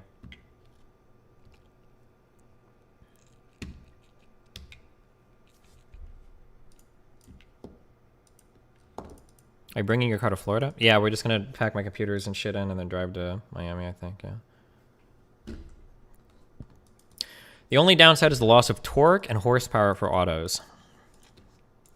Is that true? What, do you lose torque and horsepower for autos? Why, first of all, I don't know if you I don't think you have to say torque and horsepower, right? Horsepower is just a function of torque and your gear ratio, right? So why would you lose? Can you explain to me why would you lose the torque in an automatic transmission versus a manual transmission? That guy is dumb as fuck. Ban him. Okay. What is horsepower? Horsepower is like torque times. Fuck, I have to look this up every time I forget. It's just torque times the. It doesn't have to do with like the gear ratio or whatever. HP equals torque times RPM divided by 5252. Okay, sure. Go for it. Sounds good. Once you ride a sports bike, you'll never feel cool going fast in a car. Well, but you can go fast in a car and not die if you get in an accident, all right?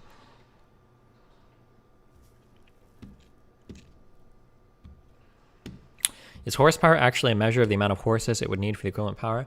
I want to say, isn't like, it's some really weird thing, but isn't like 1 horsepower is like how, like, it's like 1 horse can move like 1 ton of weight in like 1 minute or so. There's like a weird, I thought it was like a really weird conversion or something like that, isn't it?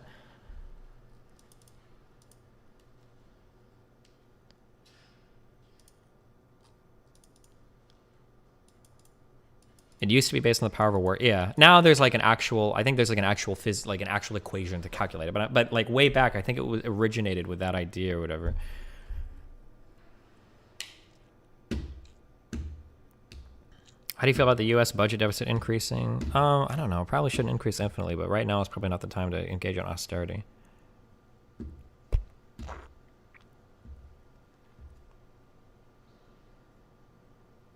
Maybe talking about torque and horsepower to the wheel, since there might be more parasitic loss from one transmission versus the other. Do you really think that... I don't think that's true. I doubt you're losing much horsepower in an automatic transmission these days. But who knows, maybe. Who knows? I don't know. It's other... At one point in time, that was probably true, but...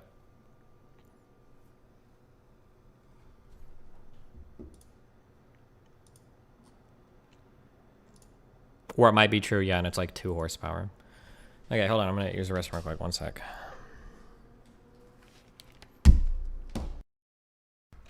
Good one. Wait.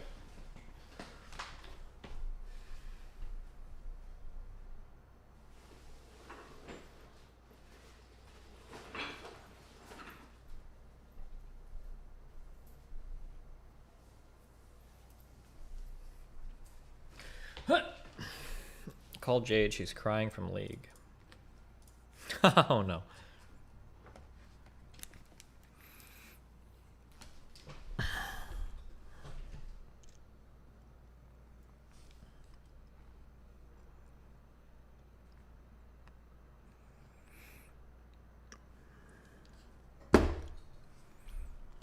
Thoughts on the unsolvability of the Quintic? Good idea, my dude.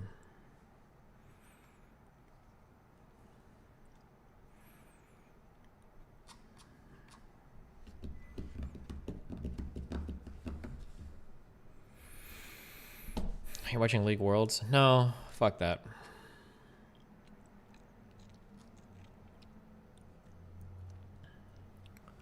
Click on the RL button in your taskbar.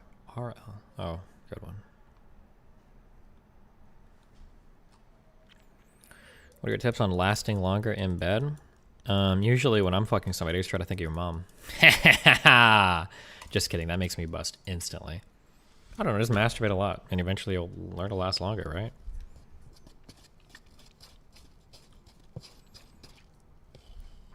Listen, if you have to, go full death grip, alright? Don't ever let a woman get you off. You should be the master of your own orgasm, okay? If it's not as strong as your hand, then you hold on.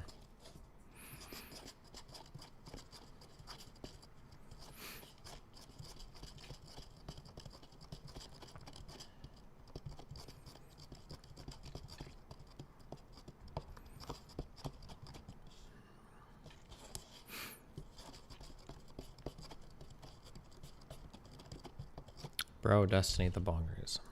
Why do I have you on this other monitor? We've already listened to this. We can listen to it again, I guess.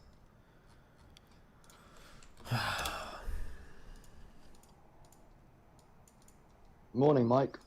Oh, hello. What are you glued to, Cameron? Just your screen, unfortunately. Unfortunately. What do you do for a living, Well, Cameron? I'm a carpenter. A carpenter, right. So how safe is that for the climate? Well, I work with timber, which is a much more sustainable material rather than concrete. I also But you work with retrofit- trees that have been cut down then, don't you? It's a sustainable building practice. How is it sustainable if you're killing trees? Wait, am I... What? Alec Baldwin situation, Black Pill's Destiny, 6 hours ago. Wait, did I have that conversation 6 hours ago? Do I have... Are we on meth right now? Do you think Alec is going to prison? And see what happened. Oh, Jesus. Okay, I thought... Oh my god. I was like, what the fuck? Different convo. Gotcha. Alec Baldwin pointed the gun at someone and pulled the trigger, which is what went wrong. This is perfectly normal when rehearsing a scene. There's nothing wrong with his actions here. He wasn't shooting a scene. He was practicing being reckless. Do you think that Alec Baldwin rehearsing scene is bad? The scene did not involve pointing the gun at the director. He's pointing the gun at the camera, which the director's behind. We lack information on that. We shouldn't be making those kinds of claims. Oh, this is... Why did you make a flowchart for this?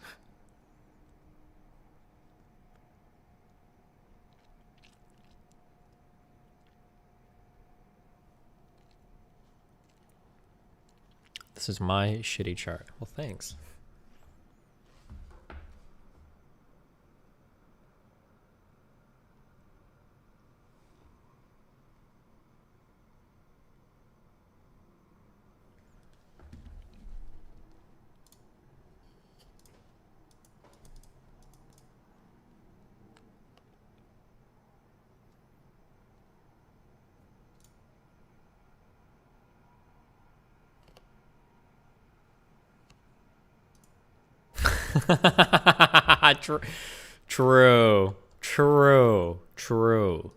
True.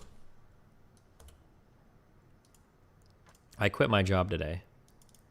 I quit. Okay, lol. You don't even do anything at work. Oh no, we lost the worst employee in this branch. What will we do, LMAO? What the fuck? Anyways, why don't you text me back? Why did you ask me to pretend to be your boss? I miss you and the way you hold me and call me baby. Why don't you...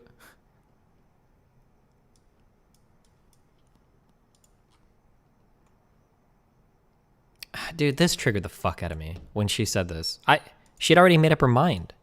Not even before our talk. She made up her mind before any information came out. I think the biggest thing that's annoying to me is that all these people like Alec Baldwin who are super anti-gun lobbyists, right? Well, you told me so. I was always saying that there was no way that he would be exonerated. I already made up my mind, but I was waiting for like the actual details to come out so that I could decide what level of culpability he had. Why would you... I don't know. They might even be shooting to...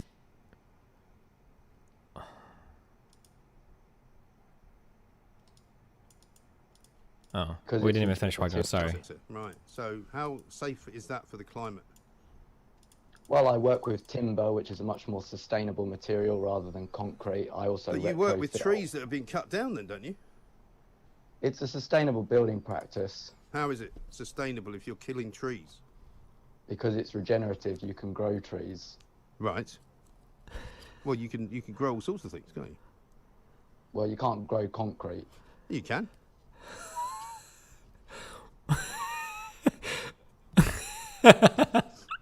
See you, Cameron.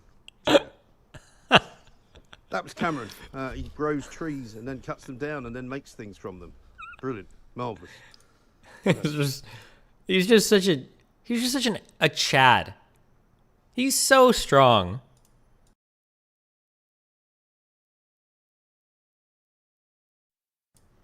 I think I ever want to talk to any of them. Right. Right. Well, you can grow all sorts of things, can't you? Well, you can't grow concrete. You can.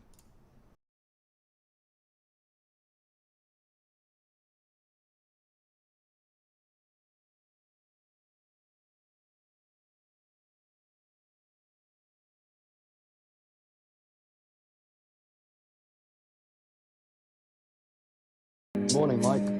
Oh, hello. What are you glued to, Cameron? What a Chad, dude. Can we do Sigma Male compilations on my channel? These should be YouTube shorts, August. I'm making comedy over here. I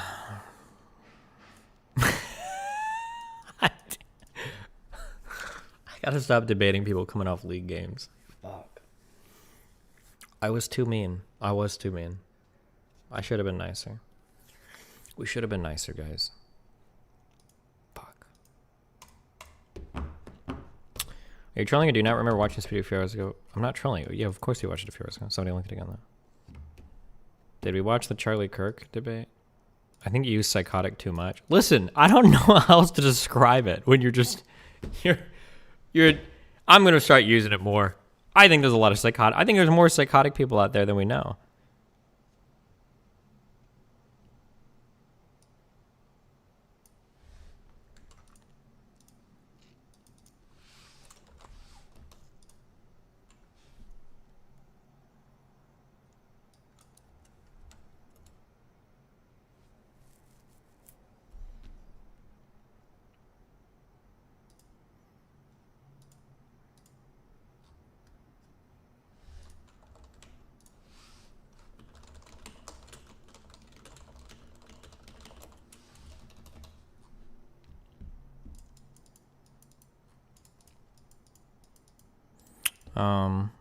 People are too used to not hear what you say and just go with imagined implications. Yeah, maybe. Okay, fuck.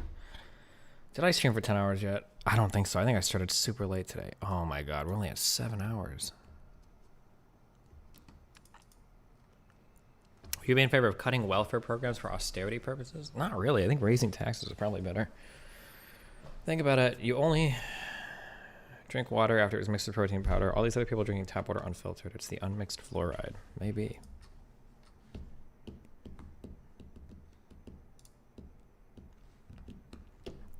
What is your McDonald's water? What? How do you talk to cute girls? I don't know. Just tell them you're platinum 1 in League. Do you think there's utility to not calling women psychotic? What? No, fuck off. Stop. No. Fuck out of here.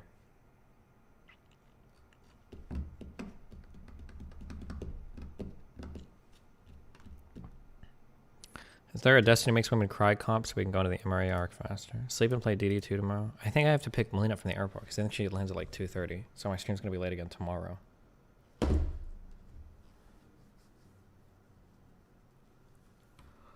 Did you see this?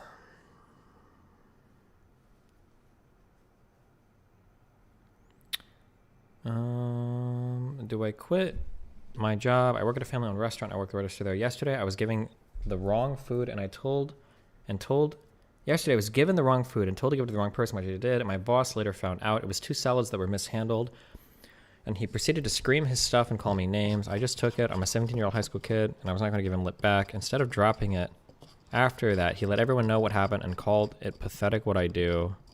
I don't, there's like so much missing context to this probably. 2,700 comments? Really?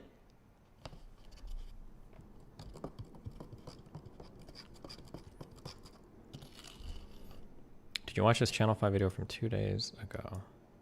It's freedom in Swahili. I just want to welcome all of you today and thank all. Jesus. We have other videos we're supposed to watch. What is this video?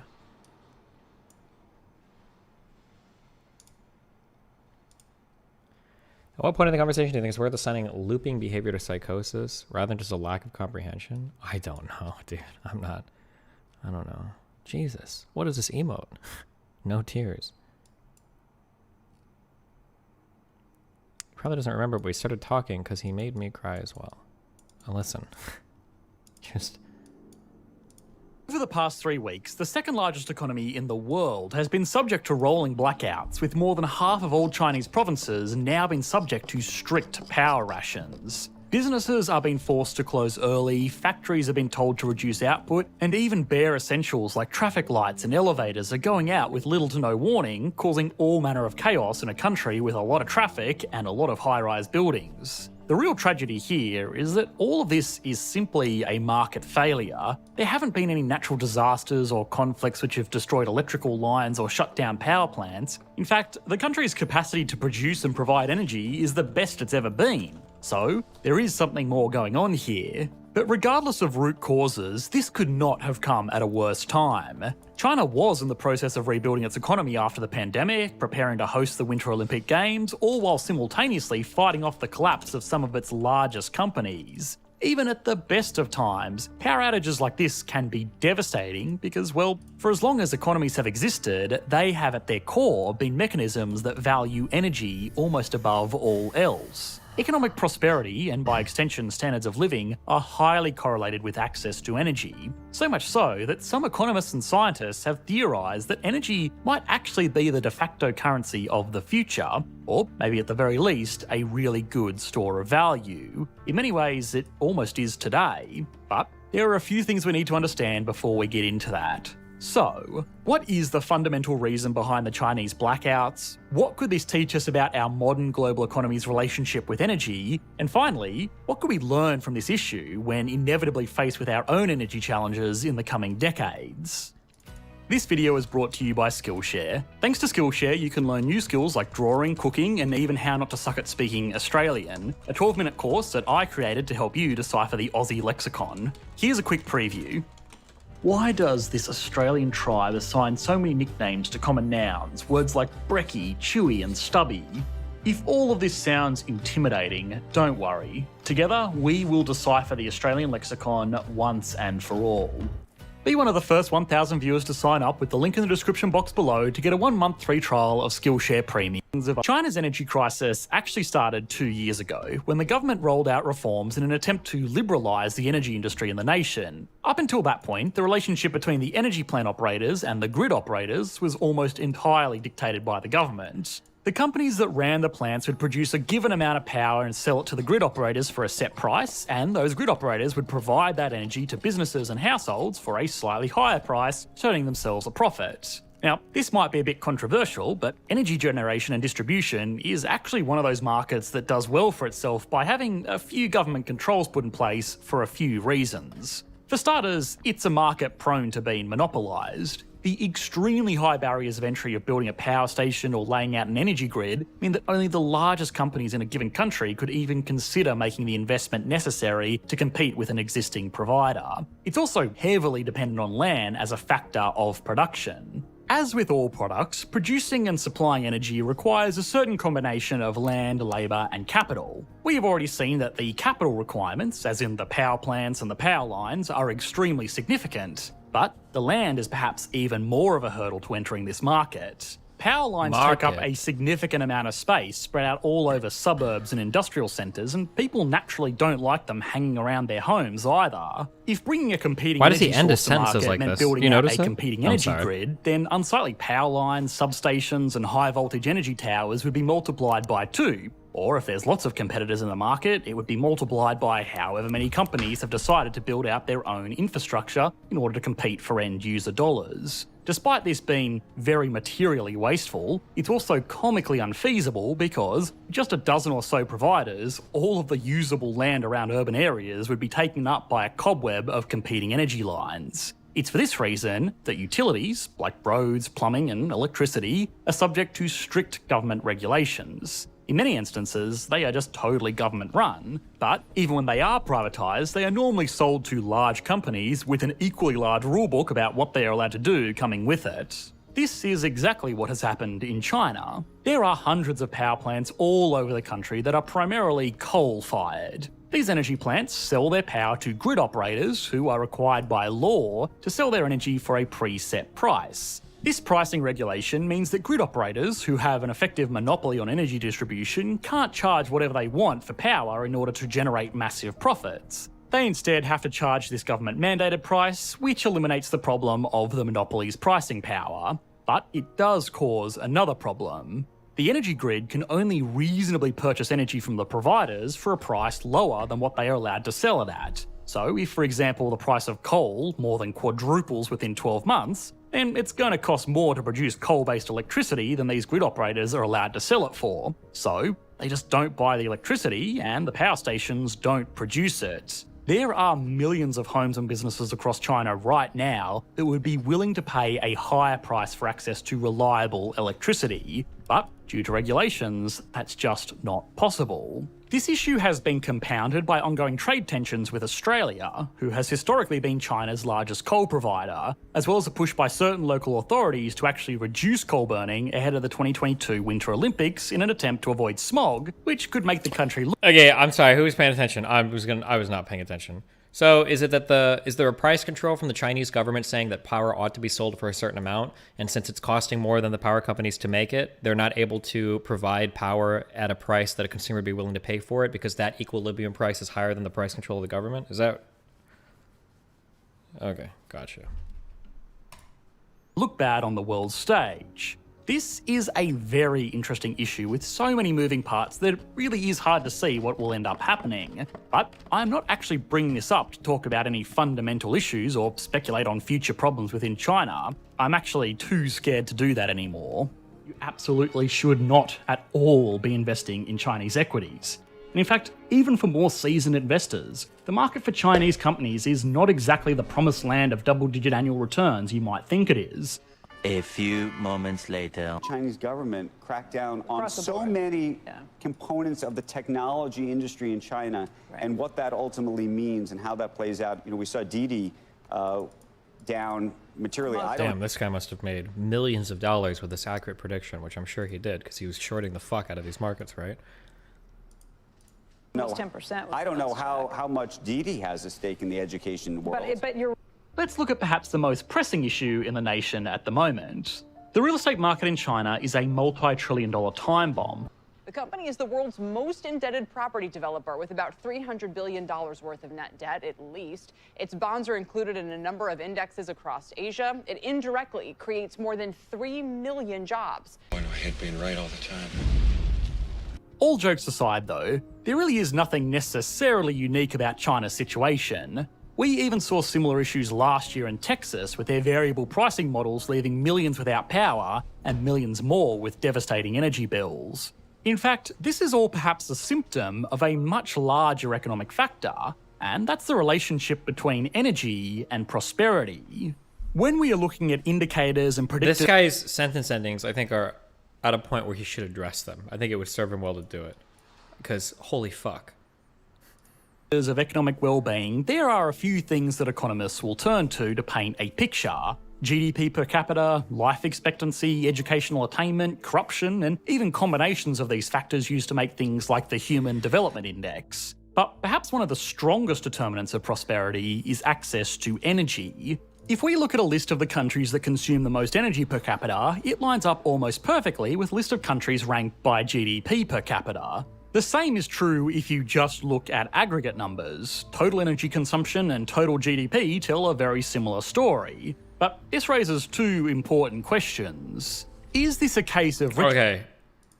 I totally forgive this guy for his accent because he said it raises two questions instead of saying it begs these two questions. Thank you. Countries naturally using more energy to power more luxurious lifestyles, or is it that countries with more power naturally become richer?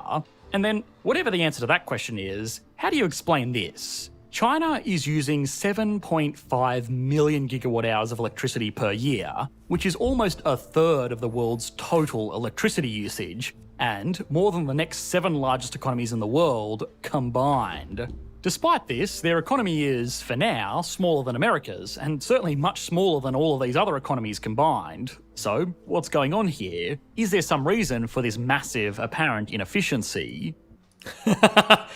Wait, he's like this dude. Is this the one guy who, yeah, this guy's whole channel, this guy's cadence is just... Burger King foot lettuce. The last thing you'd want in your Burger King burger is someone's foot fungus, but as it turns out, that might be what you get. A 4chaner uploaded a photo anonymously to the site showcasing his feet in a plastic bin of lettuce with the statement, "This is the lettuce you eat at Burger King." Admittedly, he had shoes on, but... Why does having the shoes on make it better? Also, how do you get foot fungus through your shoes into the... What is that shit video? Okay, sorry. Let's take America as a generic advanced economy. Its electricity usage is pretty evenly split into residential, commercial, and industrial. There is also a tiny fraction of a percent which is used for transportation, as in electric cars, buses, and trains, but for now we can pretty much ignore that. Residential consumption is the largest share of this usage, and it accounts for basically everything done within the home. It also accounts for home-based businesses. If, for example, you are running a computer to work from home or maybe even mining Bitcoin in your basement, these are supposed to count as commercial usage. But the EPA, which created this report, really does not have an effective way to track that, so it just kind of bundled it into residential. Despite these outlying factors, we can generally assume that this is the sector that is energy usage as a result of wealth, rather than the sector that is growing wealth. If we want to look at energy usage that creates wealth, we need to instead look at the commercial and industrial sectors. And by the way, if you are confused about the difference between the industrial sector and the commercial sector, don't worry, I was too. Basically, the commercial sector is made up of office space, shop fronts, warehouses, anything that goes into running a business that's not actually physically building a product. When you think of the industrial sector, just think of fair income factories, refineries, smelting plants, and yes, ironically enough, even power stations.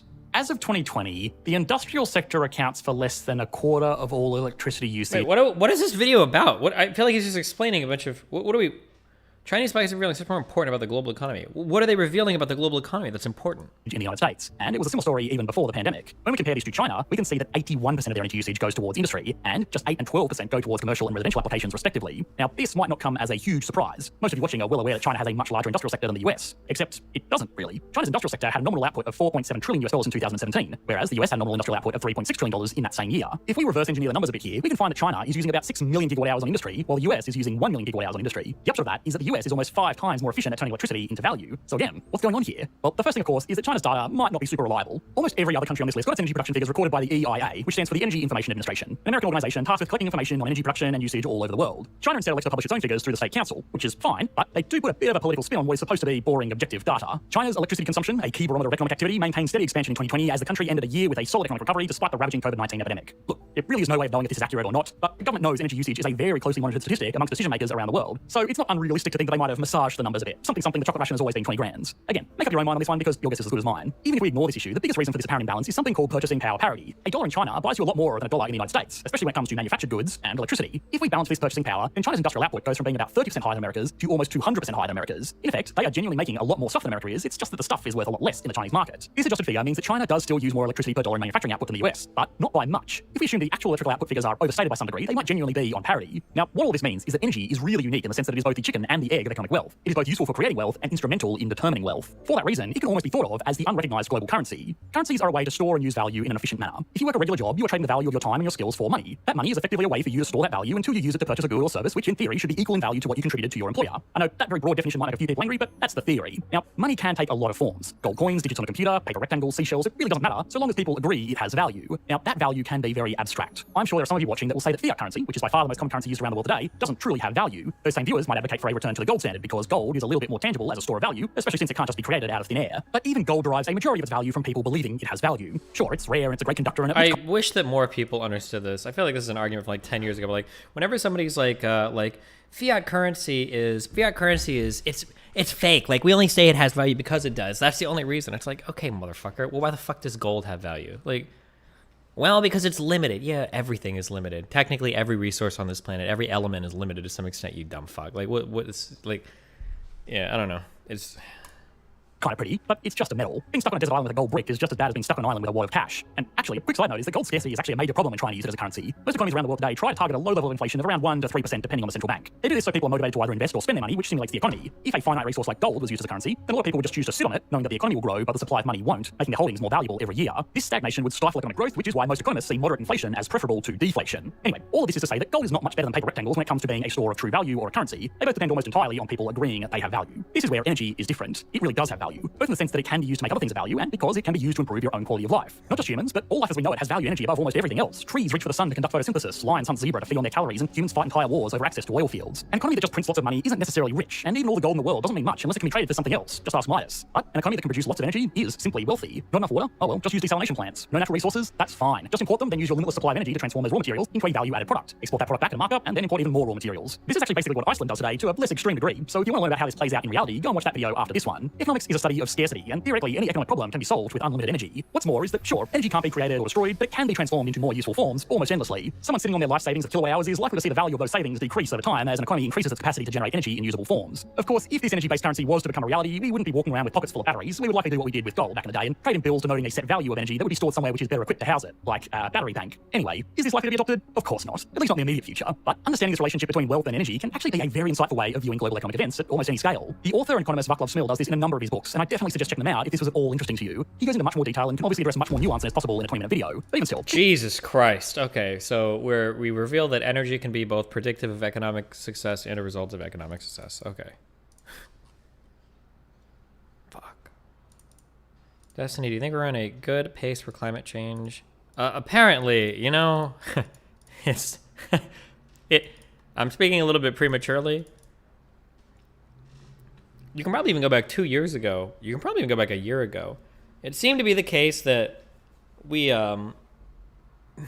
everybody's like, we're going to have to make drastic changes for climate change. We need to do drastic things for climate change. We're not just going to solve this problem with technology. We're not just going to technology our way out of this, okay? We're going to have to do some crazy government shit. We're going to have to figure this out.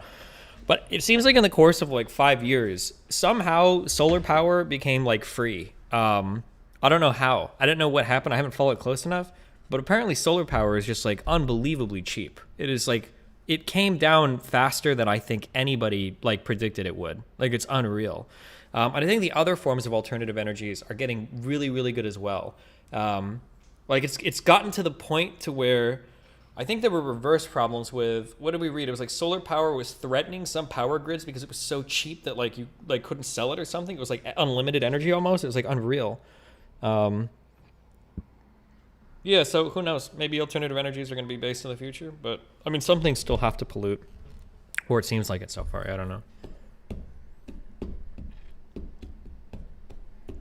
Good video about the progress made. Dude, I am so tired. When it comes to climate change, my generation are a bunch of miserable, pessimistic, depressing, gloomy, bleak. Okay, true.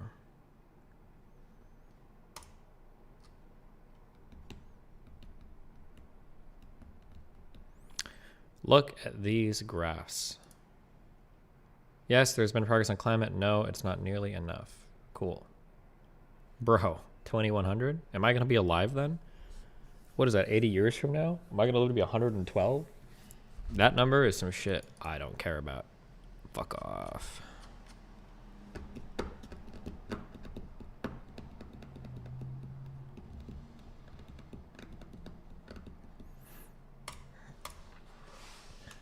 Okay.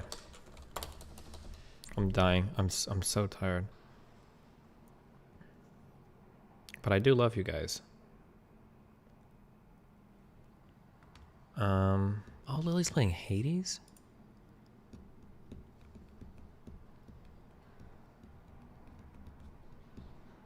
Michael's a gamer, dude.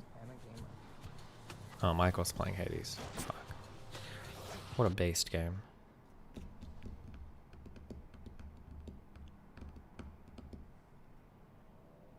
Oh shit. Oh, who's this guy? This guy's a not cool dude. accepting bribes. He's playing Outer Wilds. You guys clamor for that. Alright, I love you guys. It's been fun. Ripper, cappuccino, pappuccino, hoppuccino, muppuccino, cappuccino, cappuccino, cappuccino, cappuccino, my dude, can you say you promise to be early tomorrow? Well, I'm picking up Melina from the airport and I'm gymming in the morning, so probably not. I'm probably gonna be super late tomorrow. Probably gonna be here at like 3 or 4 PST. Again, I'm sorry. But then the next day, I'll be here, baby. Wait, is tomorrow Thursday? Oh, yeah, okay. Alright, I love you guys. Have fun. Be careful. Rip on.